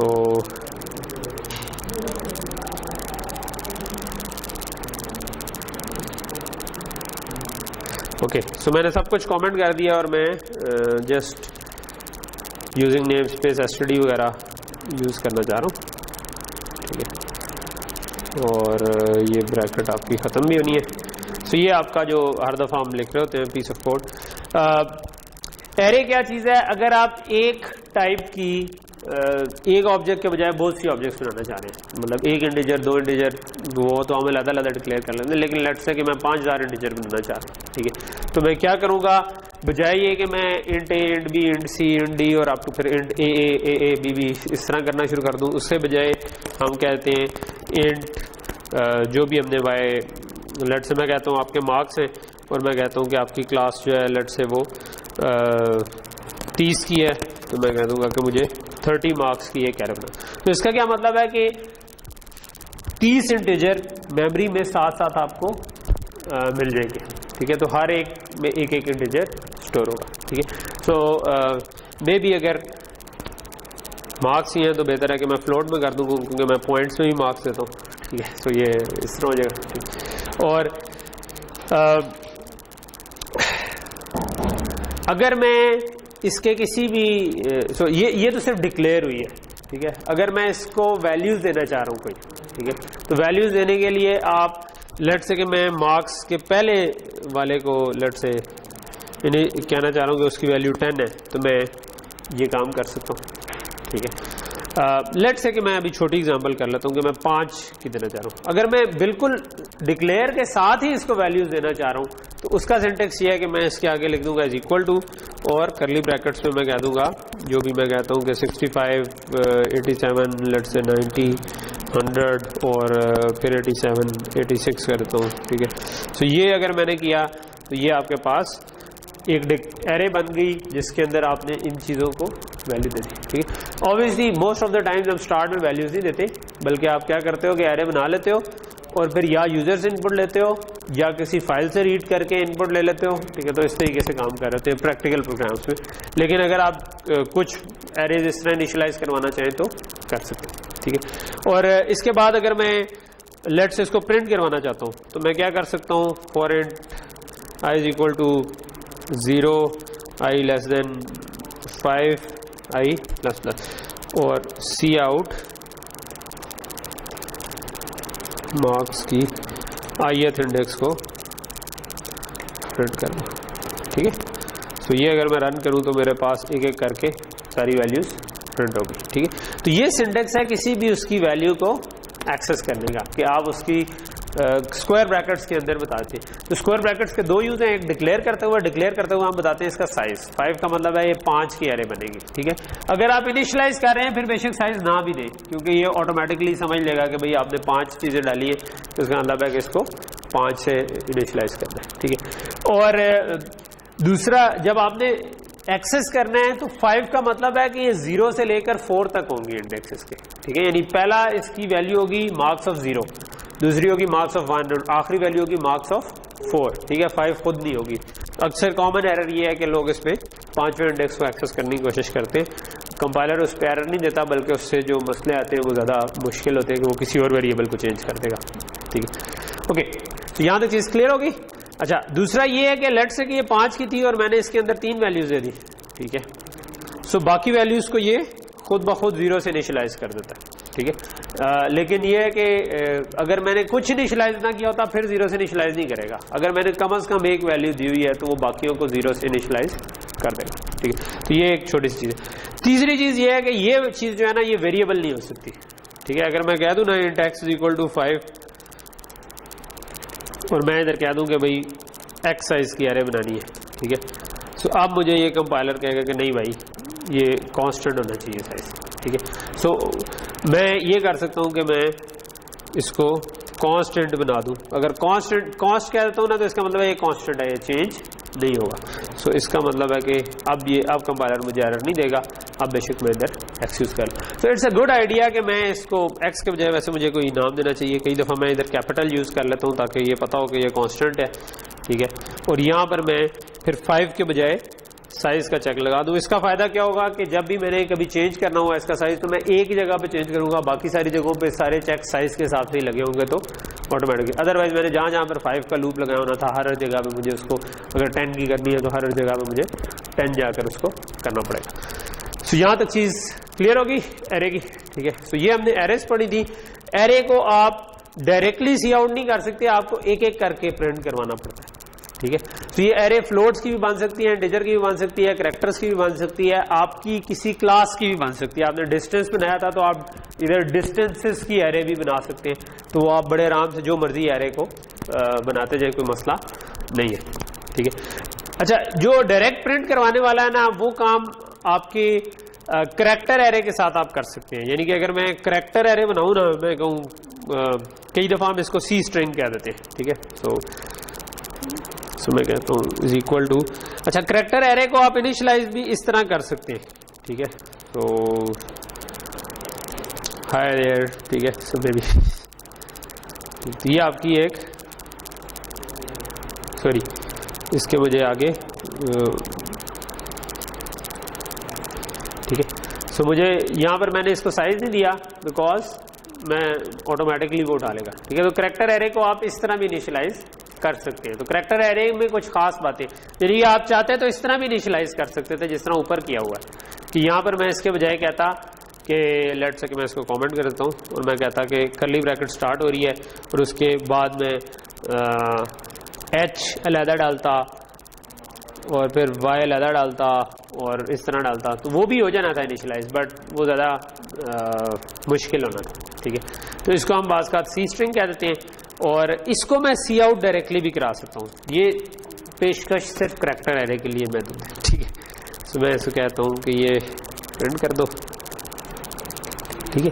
अगर मैं इंटीजर एरे के साथ ये करने की कोशिश करूंगा ना कि उसको प्रिंट करवाओ तो मुझे सी आउट एरर दे देगा, ठीक है। सो ये आपके पास हाय देयर आखिर में प्रिंट हो गया, ठीक है। तो ये बात समझ आ रही है, ठीक है। तो इसको आपने, अच्छा जब आप इस तरह की एरे बनाते हो ना कैरेक्टर एरे, तो इसका साइज कितना होगा, 1 2 3 4 5 6 7 8 9 10 11 12 कैरेक्टर थे, लेकिन इसका साइज होगा 13 का, ठीक है। आप कैरेक्टर एरे के एंड पे ना आखिरी वाला एक एलिमेंट 0 डालते हैं, ठीक है, जिसको हम बात का /0 कह रहे होते हैं, लेकिन विच मीन्स कि एक्चुअल में उसके अंदर 0 लिखा है, क्योंकि कैरेक्टर में जब मैं ये वाला 0 कहता हूं ना तो इसका मतलब 0 नहीं होता, ठीक है। तो /0 क्यों कहते हैं, इसका मतलब एक्चुअल में 0 उधर लिखा हुआ है। ये वाला 0 जो है ना, इसका एक एस्की कोड है जो कोई 40s में या कहीं पे है, तो वो वाली वैल्यू नहीं हम लिखवाना चाह रहे हैं, हम एक्चुअल में 0 लिखवाना चाह रहे हैं, इसलिए उसको हम /0। तो इसका मतलब है कि ये इतने कैरेक्टर प्लस एक 0 इसके आगे एक्चुअल में 0 लिखा होगा, /0 जिसको हम कहते हैं, ठीक। सो ये छोटा सा आपका सी स्ट्रिंग होगी, ठीक है। अगर आपने मल्टी डायमेंशनल एरे बनानी हो तो वो भी बना सकते हैं, जिस तरह मैंने आपको एग्जांपल कल प्रोग्राम में कहा हुआ था, ठीक है। तो मिसाल के तौर पर आपका एक इमेज है, ठीक है, और वो 100 बाय 100 का है, तो आप उसको 100 बाय 100 का इमेज बना सकते हैं, ठीक है। उसको अगर इनिशियलाइज करना हो तो आप लेट्स से कि मैं अभी 2 बाय 2 का कर लेता हूँ ताकि जस्ट, तो आप उसको डबल कर्ली ब्रैकेट्स लगा के कर सकते हैं, ठीक है। तो आप हर रो को अलग-अलग, लेट्स से मैं कहता हूँ कि 1 2 2 3 4, ठीक है। सो ये आप इनिशियलाइज इसको कर सकते हैं, ठीक है। मैं वैसे इसको प्रेफर इधर करता हूँ, ये ज़्यादा सियानापन कर रहा है, ठीक है। सो ये आपको 1 2 3 4 से इनिशियलाइज हो गया, ठीक है। और फिर आप ऑब्वियसली इसको प्रिंट करवाने के लिए डबल लूप लगा सकते हैं कि फॉर i = 0 i <2 i++, ठीक है। और फिर हर रो के लिए आप क्या करना चाहेंगे, एक j बनाना चाहेंगे, लेट से j = 0 j <, 2j++, ठीक है। और इसके अंदर आप शायद प्रॉब्ली चाह रहे होंगे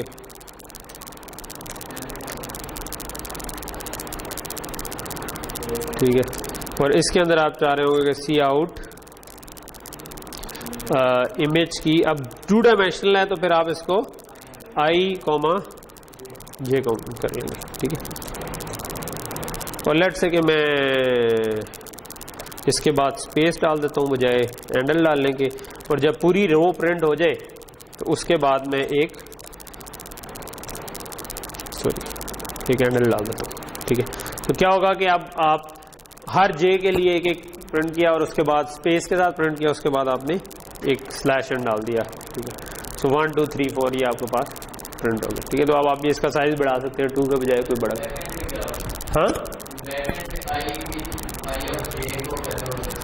अच्छा, होता क्या है कि मेमोरी के अंदर तो ये 2 डायमेंशनल असल में नहीं होती, मेमोरी के अंदर आपके पास ये तरतीब से ही पड़ी होती है, ठीक है। तो आपने ये इंटीजर बनाए हैं तो ये सारे इंटीजर पड़े हुए, ठीक है। तो जब आप बेसिकली कहते हैं ना कि इमेज i j, ठीक है, तो i जो है ना ये रो नंबर है और ये आपका कॉलम नंबर है। तो ये j 0 1 2 लेट से मैंने अब 0 1 पढ़ा हुआ है पहले, ठीक है। अच्छा, उसके बाद जब j में इंक्रीमेंट करेंगे ना तो ये पूरा जंप करके ये दूसरी रो का 0 और 1 यहां पर पड़ा होगा, ठीक है। सो आप अगर इसको 1 डायमेंशनल एरे भी बनाना चाहें तो बना सकते हैं। अगर आपने इमेज ही रखना है, आप क्या कर सकते हो, आप उसको कह सकते हो कि मैं इमेज के i इंटू जो भी आपका रो साइज था प्लस j, तो ये वाला काम कर रहा होता है ये, ठीक है। कि एक नंबर ऑफ कॉलम्स जो है ना एक रो में, वो इससे मल्टीप्लाई करके उसमें, लेकिन ये आपको खुद कैलकुलेशन करने के बजाय आपको वो खुद कर देगा, ठीक है। तो मेमोरी में ये तरतीब से ही पड़े होंगे कि पहले पूरी रो एक पड़ी होगी, फिर अगली पूरी रो पड़ी होगी। लेट से 100 बाय 100 किया तो 100 की रो पड़ी है, फिर 100 की रो पड़ी है, फिर 100 की रो पड़ी है और ऐसी 100 पड़ी है। लेकिन जब आप इसको इस तरह एक्सेस करते हैं तो वो ऑटोमेटिकली क्या करेगा कि रो नंबर को मल्टीप्लाई करेगा 100 से प्लस जे उसमें ऐड कर देगा। मैं ये कह रहा हूं कि लेट से कि 100 बाय 100 का इमेज था, तो 100 बाय 100 का इमेज था, इसका मतलब है कि पहली जो आपका ये इमेज है ना, जिसको आप कह रहे हो कि ये बेसिकली 100 रोज और 100 कॉलम है। सो ये इधर पड़ा हुआ है, अगला वाला इधर पड़ा हुआ है, अगला वाला इधर पड़ा हुआ है, अप टू 100, ये पूरी रो एक तरतीब से पड़ी हुई है। फिर उसके बाद जो दूसरी रो है वो यहां से स्टार्ट होना शुरू हो जाती है, वो भी अगले 100 पड़े हुए, ठीक है। सो जब आप लिखते हैं ना आई जे, तो बैक एंड पे वो ये कैलकुलेशन कर लेता है, तो कहता है किस एड्रेस पे जाना है, i into row size plus j. So अगर i 1 है तो इसका मतलब है कि इसको 100 से मल्टीप्लाई कर दो तो 100 ये आपका पहला आ जाएगा, ठीक है। सो इसके बाद आगे j जो है वो j0 है तो इधर होंगे, j1 है तो इधर होंगे, j2 ऐड होके आपका अगला एड्रेस बनता जाएगा। अगर i2 है तो इसका मतलब है 200 आगे चले जाओ, i3 है तो 300 आगे चले जाओ। तो ये वाला काम जो है ना, ये आपको बचाने के लिए वो 2 डायमेंशनल का सिंटेक्स चल जाता है, ठीक है। इसी तरह 3 डायमेंशनल भी इसी तरह है कि उसमें आपके फिर एक पूरी रो, लेट से 100 रोज हैं तो वैसे ही फिर 100 बाय 100 का अगर मैं बना रहा होता तो आप 100 की 100 रोज और उसके बाद वैसे ही 100 रोज बना लेते। तो वो उसमें फिर i into row size plus j into पूरे वो जो row into column size plus k आ जाना था, ठीक। ओके, हाँ नहीं, फिर यूं होता ना, फिर आप कहते हैं इमेज i j k, ठीक है, और जितनी मर्जी आप बना लें। हाँ, अगर उसको एक्सेस करना होता तो फिर, क्योंकि आप कैसे एक्सेस कर रहे हो, आप कह रहे हो कि एक रो के लिए सारे कॉलम एक्सेस करो, फिर अगली रो के लिए सारे कॉलम एक्सेस करो। तो एक रो पे लूप चल रहा है कि एक रो पे है और अंदर वाला लूप फिर एक दफा के लिए पूरी दफा चलता है, ठीक है। तो क्या है कि जब i 0 है तो ये पूरा लूप चलता है, तो आप एक एक करके टक टक टक टक टक जा रहे हैं, फिर आप अगली i 1 हो जाता है, फिर आप पूरा टक टक टक टक कर आगे जाए, ठीक है।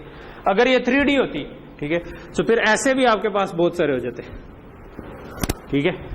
सो फिर आप कहते हैं कि हर एक i के लिए सारे j लो, ठीक है, हर j के लिए सारे k चलाओ, ठीक है।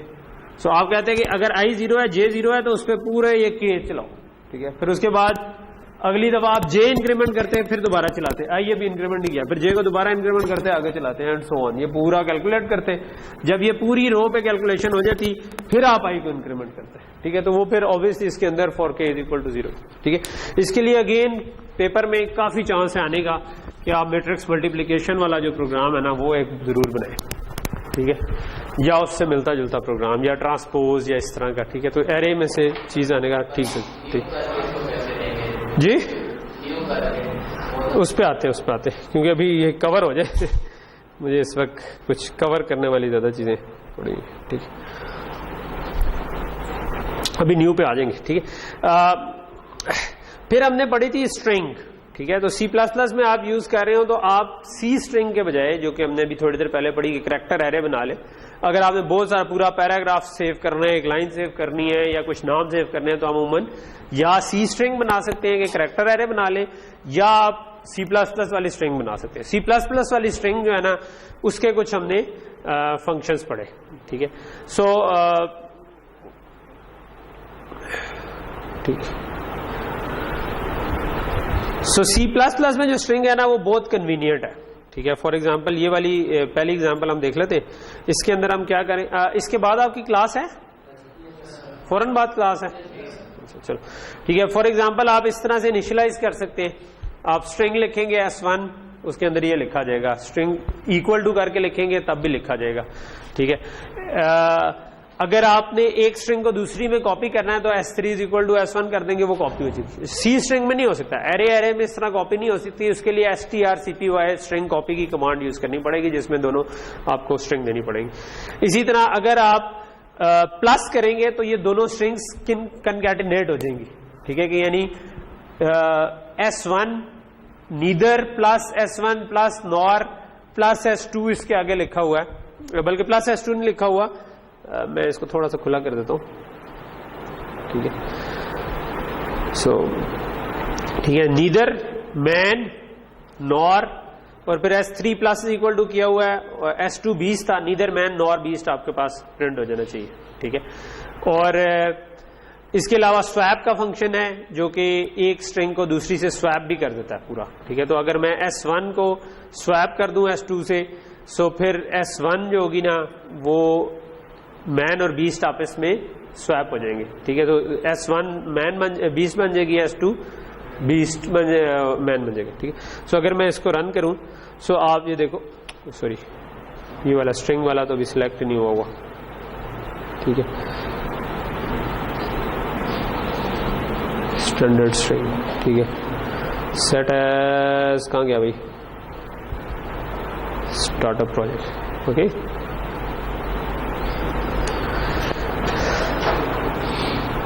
तो ये आपने जो S3 को S1 से इनिशियलाइज कराया था तो मैन आ गया, फिर आपने उसमें नीदर मैन नॉर 20 यानी नीदर अलग लिखा था, फिर प्लस S1 किया था, प्लस नॉर किया था, और फिर S3 plus is equal to S2 किया था विच वाज 20। तो वो सारे यानी प्लस माइनस करके आप सीधा सीधा कर सकते हैं। ये वाली आसानी आपको C की स्ट्रिंग में नहीं है, ठीक है। तो हमने इसकी कुछ एग्जांपल की थी। अगेन इसमें से भी पेपर में आना मुतवक्को है कि ये जो ये सिंपल ये स्ट्रिंग वाला सेक्शन है ना, ये छोटा सा अगर आप कर लें तो आप हो सकता है कि 4-5 नंबर का क्वेश्चन अटेम्प्ट कर लें, ठीक है। इन आउट जो ये यानी ये चारों पांचों एग्जांपल्स जो है, इन आउट में क्या है, आप नॉर्मल अगर सीन करेंगे ना तो सिर्फ एक वर्ड इनपुट होगा। अगर आपने एक पूरी लाइन इनपुट करनी है तो फिर आप गेट लाइन फंक्शन कॉल करते हैं, ठीक है। यानी कि अगर मैं सिंपल सी इन करते हुए अपना नाम दे दूं यासिर जावेद, तो सिंपल सी इन में अगर स्ट्रिंग दी हुई है तो सिर्फ यासिर एंटर होगा, ठीक है। अगर मैं गेट लाइन करके कॉल करूंगा तो एक जब तक एंटर नहीं दबता तब तक जो कुछ लिखा हुआ है वो स्ट्रिंग के ऊपर लिखा जाएगा। और अगर आप चाहते हो कि नहीं मैं उससे भी बड़ा करूं कि मैं पूरा पैराग्राफ एंटर करना चाहता हूं, तो तब आप क्या करते हो, फिर आप लेट से इधर एड्रेस इनपुट किया हुआ है, सो एड्रेस क्योंकि मल्टीपल लाइंस का होता है, तो फिर आप कोई डिलिमिटर करैक्टर देते हो कि यार जब तक ये ना आए तब तक एंटर किए जाओ। तो जब ये आएगा और उसके बाद एंटर प्रेस होगा तो इससे पीछे पीछे वाला हिस्सा स्ट्रिंग के अंदर लिखा जाएगा, ठीक है। सो इस केस में हमने एक सादा सीन किया हुआ है जो कि निकनेम है, जो कि एक ही वर्ड होगा। अगर मैं इधर 2 वर्ड एंटर करूंगा तो एक ही लिखा जाएगा, ठीक है। सो मैं अभी रन करते हुए 2 एंटर कर दूंगा, ठीक है। उसके बाद जो दूसरा है फुल नेम आपने इनपुट किया हुआ है, वो कहां गया, वो ये है, ठीक है। सो आपने एक फुल नेम एंटर किया हुआ है, तो फुल नेम जब एंटर करेंगे तो वो पूरा, जब तक मैं एंटर नहीं प्रेस करता तो वो लिखा जाएगा। सो मे बी मैं इसको रन करता हूँ। सो पहले फुल नेम आया, लेट से मैं पूरा फुल नेम कर देता हूँ, ठीक है। मे बी गोंदल, ठीक है। योर नेम, निक नेम कोई किसी ने मेरा अच्छा सा रखा हुआ तो बता दो, नहीं बुरा रखा हुआ तो नाम तो, ठीक है। चलो मैं यासिर ही रख देता हूँ क्योंकि मेरा एक्चुअल में कोई निक नेम नहीं है। तो ये यासिर सिर्फ इसके अंदर एंटर हुआ, ठीक है। और फिर उसके बाद मैं कहता हूँ कि जो भी अब्बासीन यूनिवर्सिटी, और फिर मैं अगली लाइन में मैंने लिख दिया इस्लामाबाद कैंपस, और फिर मैं लेट से डॉलर करके एंटर कर देता हूँ तो उसने पूरा एड्रेस इनपुट कर लिया। सो एक से ज्यादा इनपुट, तो ये बड़े काम की चीज़ है अगर आपने मल्टीपल इनपुट्स ले लिए, ठीक है। उसके बाद हमने इसकी एग्जांपल एक और करी थी फाइंड की, ठीक है, कि अगर आप फाइंड करना चाहें इसके अंदर स्ट्रिंग के अंदर, तो ये वाली जो है ना, ये काफी काम की एग्जांपल है क्योंकि ये ये वाली नहीं, ये सारी ही मॉडिफाई वाली जो है ना उसमें ज्यादा डिटेल में कवर हुआ है, ठीक है। सो अगर आपने कोई फाइंड करना हो कोई सब स्ट्रिंग, तो आप स्ट्रिंग डॉट फाइंड का फंक्शन कॉल कर सकते हैं, ठीक है। तो जिस तरह इधर कुबला लिखा हुआ है, कुबला खान, तो ये जब मैं फाइंड करूंगा तो ये मुझे उसका इंडेक्स बता देगा कि किस जगह पे ये पड़ा हुआ है, ठीक है। और मैं अगर लेट से कि कुछ अल्फाबेट्स में से देखना चाह रहा हूं कि कौन सा इसमें से जब भी पहला आए तो मुझे बता दे, तो फाइंड फर्स्ट ऑफ का फंक्शन भी है, फिर फाइंड फर्स्ट नॉट ऑफ का फंक्शन भी है जो कि आप यूज कर सकते हैं, ठीक है। सो मैं इसको अभी रन नहीं कर रहा क्योंकि मेरा ख्याल है कि हमारे पास टाइम कम है। मैं मॉडिफाई वाली एग्जांपल पे आ जाता हूँ। इस मॉडिफाई वाली एग्जांपल में हमने 3-4 फंक्शन कॉल किए हैं। अगर आप इरेज कॉल करेंगे तो इरेज का मतलब है कि इस इंडेक्स से 7 कैरेक्टर्स को उड़ा दो, ठीक है। हाँ, ये है उसका नंबर, ठीक है, कि किससे आप बनाएंगे। तो ये आप उसके बाद आपने 7 कहे हैं तो ये 7 कैरेक्टर उधर से उड़ा देगा, 0 से 6 तक, ठीक है। अगर मैं इधर ये इंडेक्स है, ठीक है। 7 कैरेक्टर मीन्स कि उस इंडेक्स स्टार्टिंग दैट इंडेक्स आगे आप पूरे 7 कैरेक्टर, ठीक है। तो वो 0 से लेकर 6 बनेंगे, ठीक, इस केस में, ठीक। उसके बाद आप अगर रिप्लेस करना चाहें, ठीक है, सो आपने ये बताना है कि भाई इस इंडेक्स पे जाओ, ठीक है, इतने कैरेक्टर हैं और उसको इतने कैरेक्टर्स को रिप्लेस कर दो बाय दिस स्ट्रिंग, ठीक है। सो अब जिस तरह मैंने अगर पहला जो है क्विक प्लस स्पेस जो है ना ये उड़ जाएगा, ठीक है। सो आपके पास बन जाएगा, हाँ, क्योंकि ये 0 1 2 3 4 5 6, तो ये पूरा आप 0 से 6 तक आपका बनना, ठीक है। तो send for count grey stone था। इसके बाद आपने कहा कि 9 नंबर पे जाओ और 5 कैरेक्टर्स जो है उड़ा दो, ठीक है। तो अब यहां से शुरू हो रहे हैं, तो यहां से शुरू हो रहे हैं, तो ये जो काउंट है ना ये 5 कैरेक्टर। सो इरेज क्या करता है, इंसर्ट जो है वो इंसर्ट कर देता है, यानी पुरानी चीज अपनी जगह पे है उसके साथ नई चीज इंसर्ट कर दी। इरेज क्या करेगा, इरेज कर देगा, हमने कहा आखिरी से एक पहले जाओ, आखिरी को इरेज कर दो। अपेंड जो है वो एंड पे आके चीज को डाल देगा, यानी इधर मैंने कहा कि 3 दफा एक्सक्लेमेशन मार्क डाल दो तो वो 3 दफा एक्सक्लेमेशन मार्क एंड पे अपेंड हो जाएगा, ठीक है। और आखिरी काम क्या किया हुआ है कि हमने कहा कि जी स्पेस फाइंड करो और स्पेस को ना रिप्लेस कर दो, लूप लगा के जहां जहां पे भी स्पेस आई है उसको स्लैश से रिप्लेस कर दो, ठीक है। सो ये मैं मॉडिफाई वाला जो है ना इस फंक्शन को कॉल करता हूँ। फाइंड वाले को मैंने वर्बली बता दिया बट मैंने उसको चलाया नहीं, ठीक है। सो मॉडिफाई वाला जो है ये इंटरेस्टिंग है। ये सारे फंक्शन जो है ना ये छोटा सा सेक्शन है, ये आप जरूर करें, ये आपको थोड़ा बहुत कर देगा। तो स्पेस की जगह स्लैश आ गया है, डोंट हमने इंसर्ट किया था, सेंड फॉर काउंट के बजाय लॉर्ड आ गया है, आखिर में 3 एक्सक्लेमेशन मार्क आ गए हैं। तो ये काइंड ऑफ वैसे तो रैंडम सा था लेकिन हमने इसके अंदर काफी सारे काम कर लिए, ठीक है। अच्छा, स्ट्रिंग्स के अलावा जो हमने काम किया, ठीक है, इससे आगे वाली मैं एग्जांपल नहीं कर रहा क्योंकि मेरा ख्याल है कि वो सिंपल सी है, वो आप खुद पढ़ लेंगे। अगला काम हमने किया था ऑपरेटर ओवरलोडिंग का, ठीक है। सो मैं ऑपरेटर ओवरलोडिंग पे आ जाता हूं, ठीक है जी। क्या कह रहे हैं, मुझे कुछ कहा, बोल दें यार। नींद आई हुई है, कोई बात नहीं। ये जो है ना, आप दोबारा जो जब पेपर की तैयारी कर रहे होंगे, ये मैं आप जैसे जो बिल्कुल थर्ड प्रोग्राम स्टूडेंट है ना, उनके लिए बना रहा हूँ कि यार अगर उन्होंने अभी तक कुछ भी नहीं किया हुआ तो वो 2 घंटे के अंदर भी तैयारी कुछ ना कुछ तो हो जाए, फेल ना हो बस, ठीक है। सो मकसद ये है। ओके, सो ऑपरेटर ओवरलोडिंग की एक एग्जांपल हम कर लेते हैं, ठीक है। सो होपफुली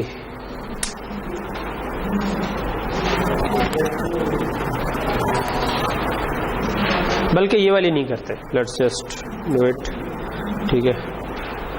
और मैं ओके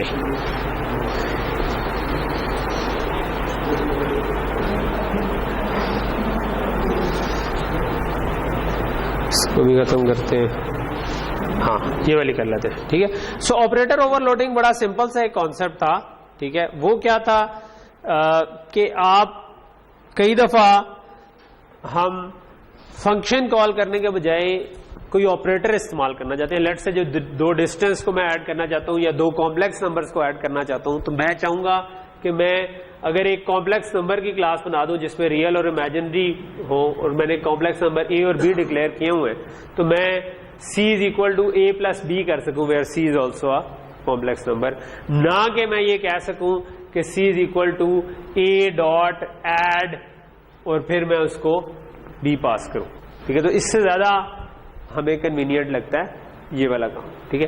तो ऑपरेटर ओवरलोडिंग ये काम है। ऑपरेटर हमारे क्या है, यही प्लस माइनस सब्ट्रैक्ट, इसमें कुछ यूनरी ऑपरेटर होते हैं, कुछ बाइनरी ऑपरेटर होते हैं। यानी प्लस प्लस जो है जो कि 1 ऐड करता है वो यूनरी ऑपरेटर है, और जो प्लस का है वो बाइनरी ऑपरेटर है, ठीक है। तो ये जो छोटी सी एग्जांपल हमने की थी जिसमें हमने कॉम्प्लेक्स नंबर के साथ बहुत सारे ऑपरेटर ओवरलोड करने की कोशिश की थी।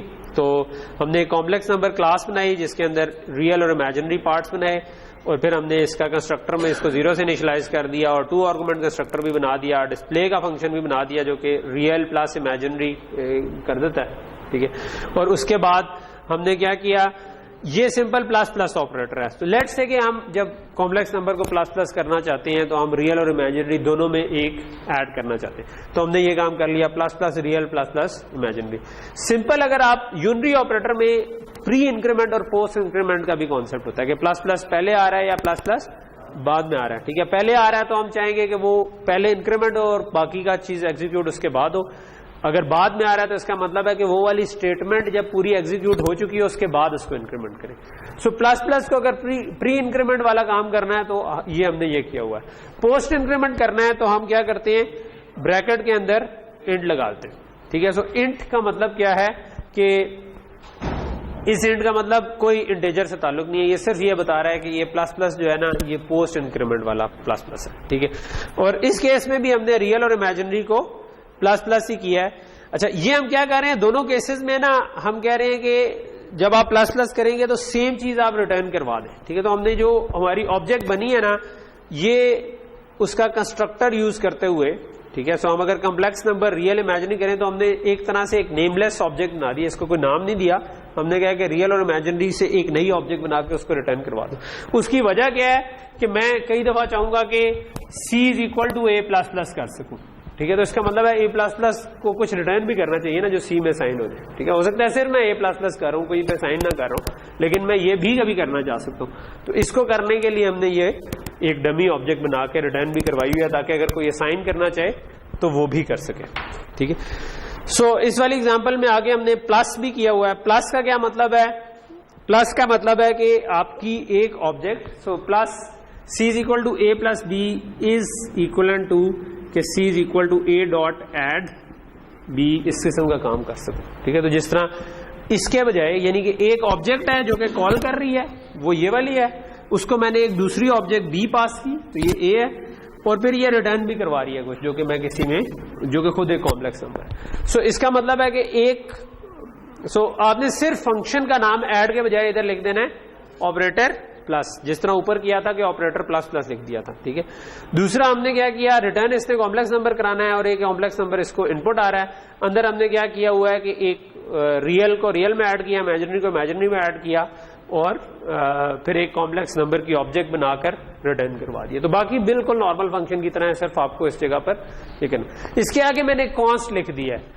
ठीक है। कॉन्स्ट उसी तरह है। कॉन्स्ट का मतलब है कि ये वाला फंक्शन जो भी क्लास के जो रियल और इमेजिनरी वाले पार्ट हैं उनको चेंज नहीं करता, ना ही जो इसको ऑब्जेक्ट पास हुई है उसको ये चेंज करता है। तो ये किसी चीज को चेंज नहीं करता। तो इट्स अ गुड आइडिया कि आप अगर ऐसा काम करें। आगे हमने less than equal to, plus equal to भी बनाए हुए हैं, but I am more interested कि आपको मेन कॉन्सेप्ट समझ आ जाए। तो ये आपको समझ आ गया होगा।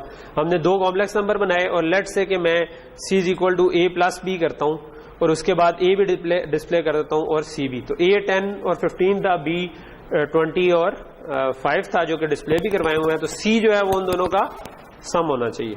ठीक है। तो जस्ट ओके। सो 10 और 15 था, 20 और 5 था।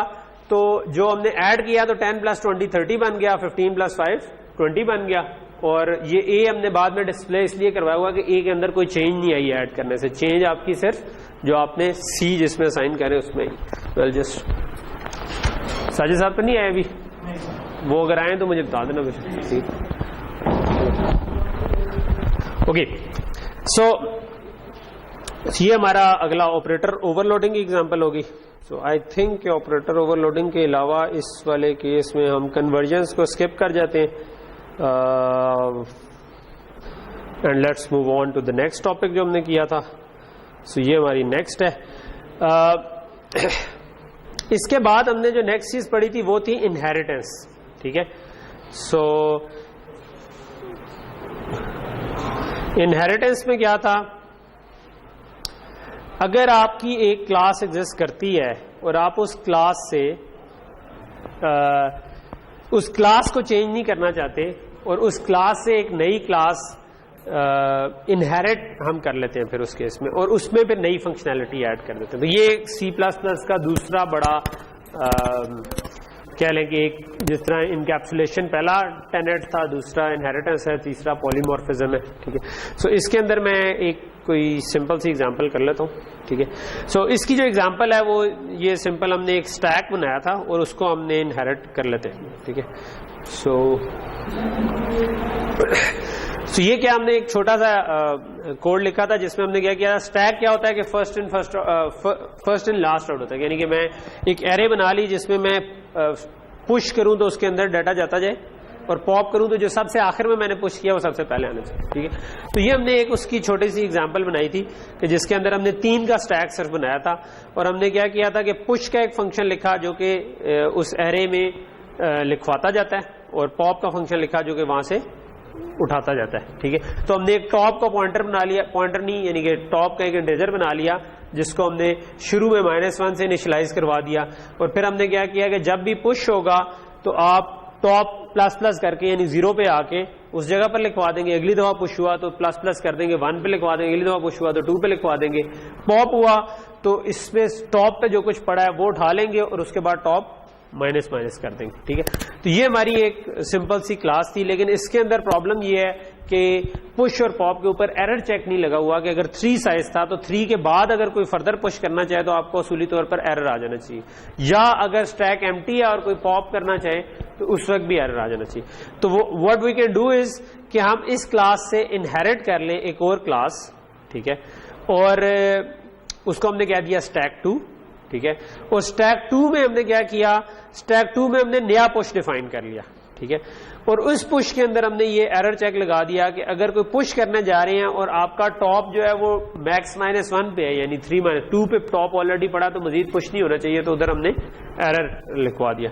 और इसी तरह अगर टॉप 0 से कम था यानी -1 था और उस वक्त अगर कोई पॉप करना चाहे तो एरर आ जाए। मेन के अंदर हमने 3 पुश और 4 पॉप किए तो अब हमें चौथे पॉप के ऊपर एरर आ जाना चाहिए। ठीक है। सो मैं इसको अब रन करके देखता हूँ। सो चौथे पॉप क्या आ गया कि आपने 4 पॉप कर लिए थे तो वो स्टैक तो एम्प्टी हो गया, तो अब आपको इस पे फर्दर पॉप नहीं करना चाहिए। अगर मैं 4 लगातार पुश करने की कोशिश करता तो मुझे इस पे स्टैक फुल का एरर आ जाना चाहिए था कि स्टैक इज फुल, यानी कि 3 पुश ऑलरेडी हो चुके। तो ये कहलाती है इनहेरिटेंस। इनहेरिट करने के लिए आपको क्या करना होता है कि आप क्लास जिससे इनहेरिट कर रहे हैं ना, कॉलन डाल के उसके आगे लिखते हैं कि ये स्टैक से इनहेरिट कर रही है। इसका मतलब है कि स्टैक की फंक्शनैलिटी ऑलरेडी इसके अंदर है, ऑल्दो हमने इस केस में पूरी की पूरी फंक्शनैलिटी ओवरराइड कर दी है, यानी कि हमने खुद ही पुश का फंक्शन डिफाइन कर दिया। ठीक है, तो अगर आपने पुश का डिराइव क्लास में भी बना दिया तो इसका मतलब है ये वाला फंक्शन कॉल होगा। ठीक है, और अगर नहीं बनाया तो बेस क्लास वाला फंक्शन आप यूज कर सकते हैं। ठीक है, अच्छा दूसरी चीज क्या है कि जो अगर आपने बेस क्लास का फंक्शन जिस तरह पुश करने के लिए हमने बेस क्लास वाला ही फंक्शन यूज किया इस जगह पे। ठीक है, तो अगर बेस क्लास का पुश यूज करना है तो हम स्कोप रेजोल्यूशन ऑपरेटर लगाकर यूज करें। ये तब लगाने की जरूरत है अगर आपने ड्राइव के अंदर भी पुश इंप्लीमेंट किया हुआ था, तब आपने ये स्कोप रेजोल्यूशन ऑपरेटर लगाना है। अगर इधर मैं कोई और नाम दे देता इसको तो फिर अगर मैं पुश लिखता तो इसको पता चल जाता कि ये बेस क्लास वाला पुश है, उस केस में हमें ये लगाने की जरूरत नहीं थी। ठीक है, अच्छा इसकी थोड़ी सी कॉम्प्लेक्स एग्जांपल हम अभी कर लेते हैं। ठीक है, ताकि हमारा इनहेरिटेंस वाला चीज कवर हो जाए।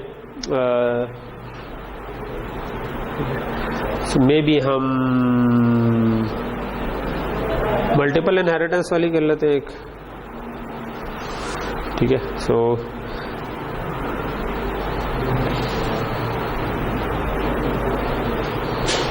अगर किसी को बाहर साजिद साहब नजर आए ना तो मुझे बता दे। ठीक है, हाँ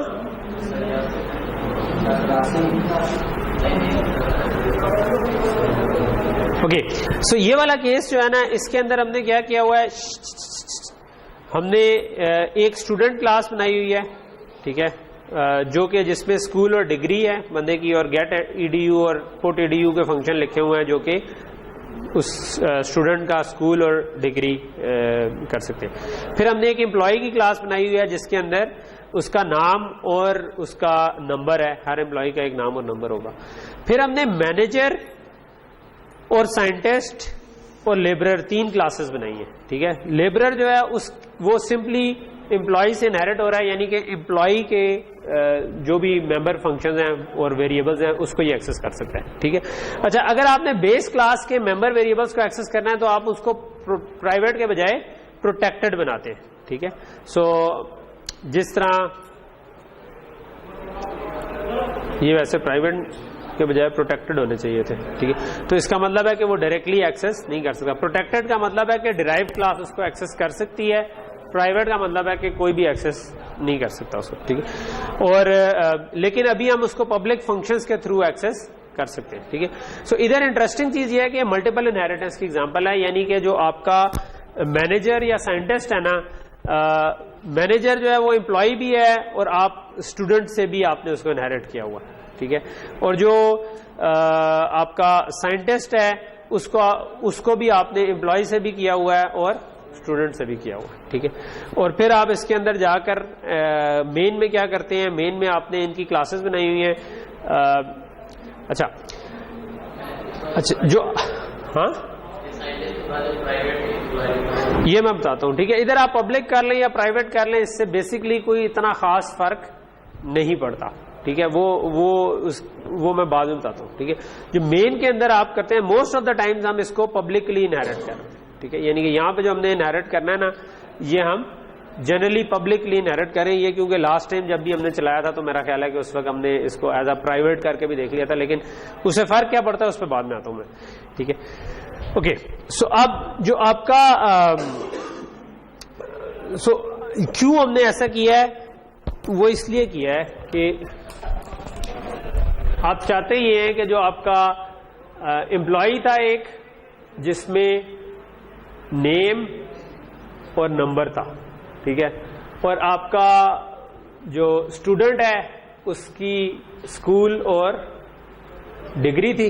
ठीक है, सो हम चाहते हैं कि मैनेजर जो है ना उसके अंदर ये दोनों चीजें हों, यानी कि वो इसको हम वैसे इस तरह एरो शो करते हैं कि ये इससे इनहेरिटेड है। ठीक है, आगे ठीक है, मैंने उनको यही कहा था कि आप आए तो बता दें। ठीक है, चले ठीक है, हम आज यहाँ पर रुक जाते हैं। सो हम पूरा नहीं कवर कर पाए। अगर हम कोई मेकअप सेशन रख सकें जिसमें हम हाफ एन आवर लगा सकें तो प्रॉब्ली हम बाकी का भी कवर कर जाएंगे। ठीक, कल रख लें। कल कितने बजे यहाँ पर कामरान आप रोक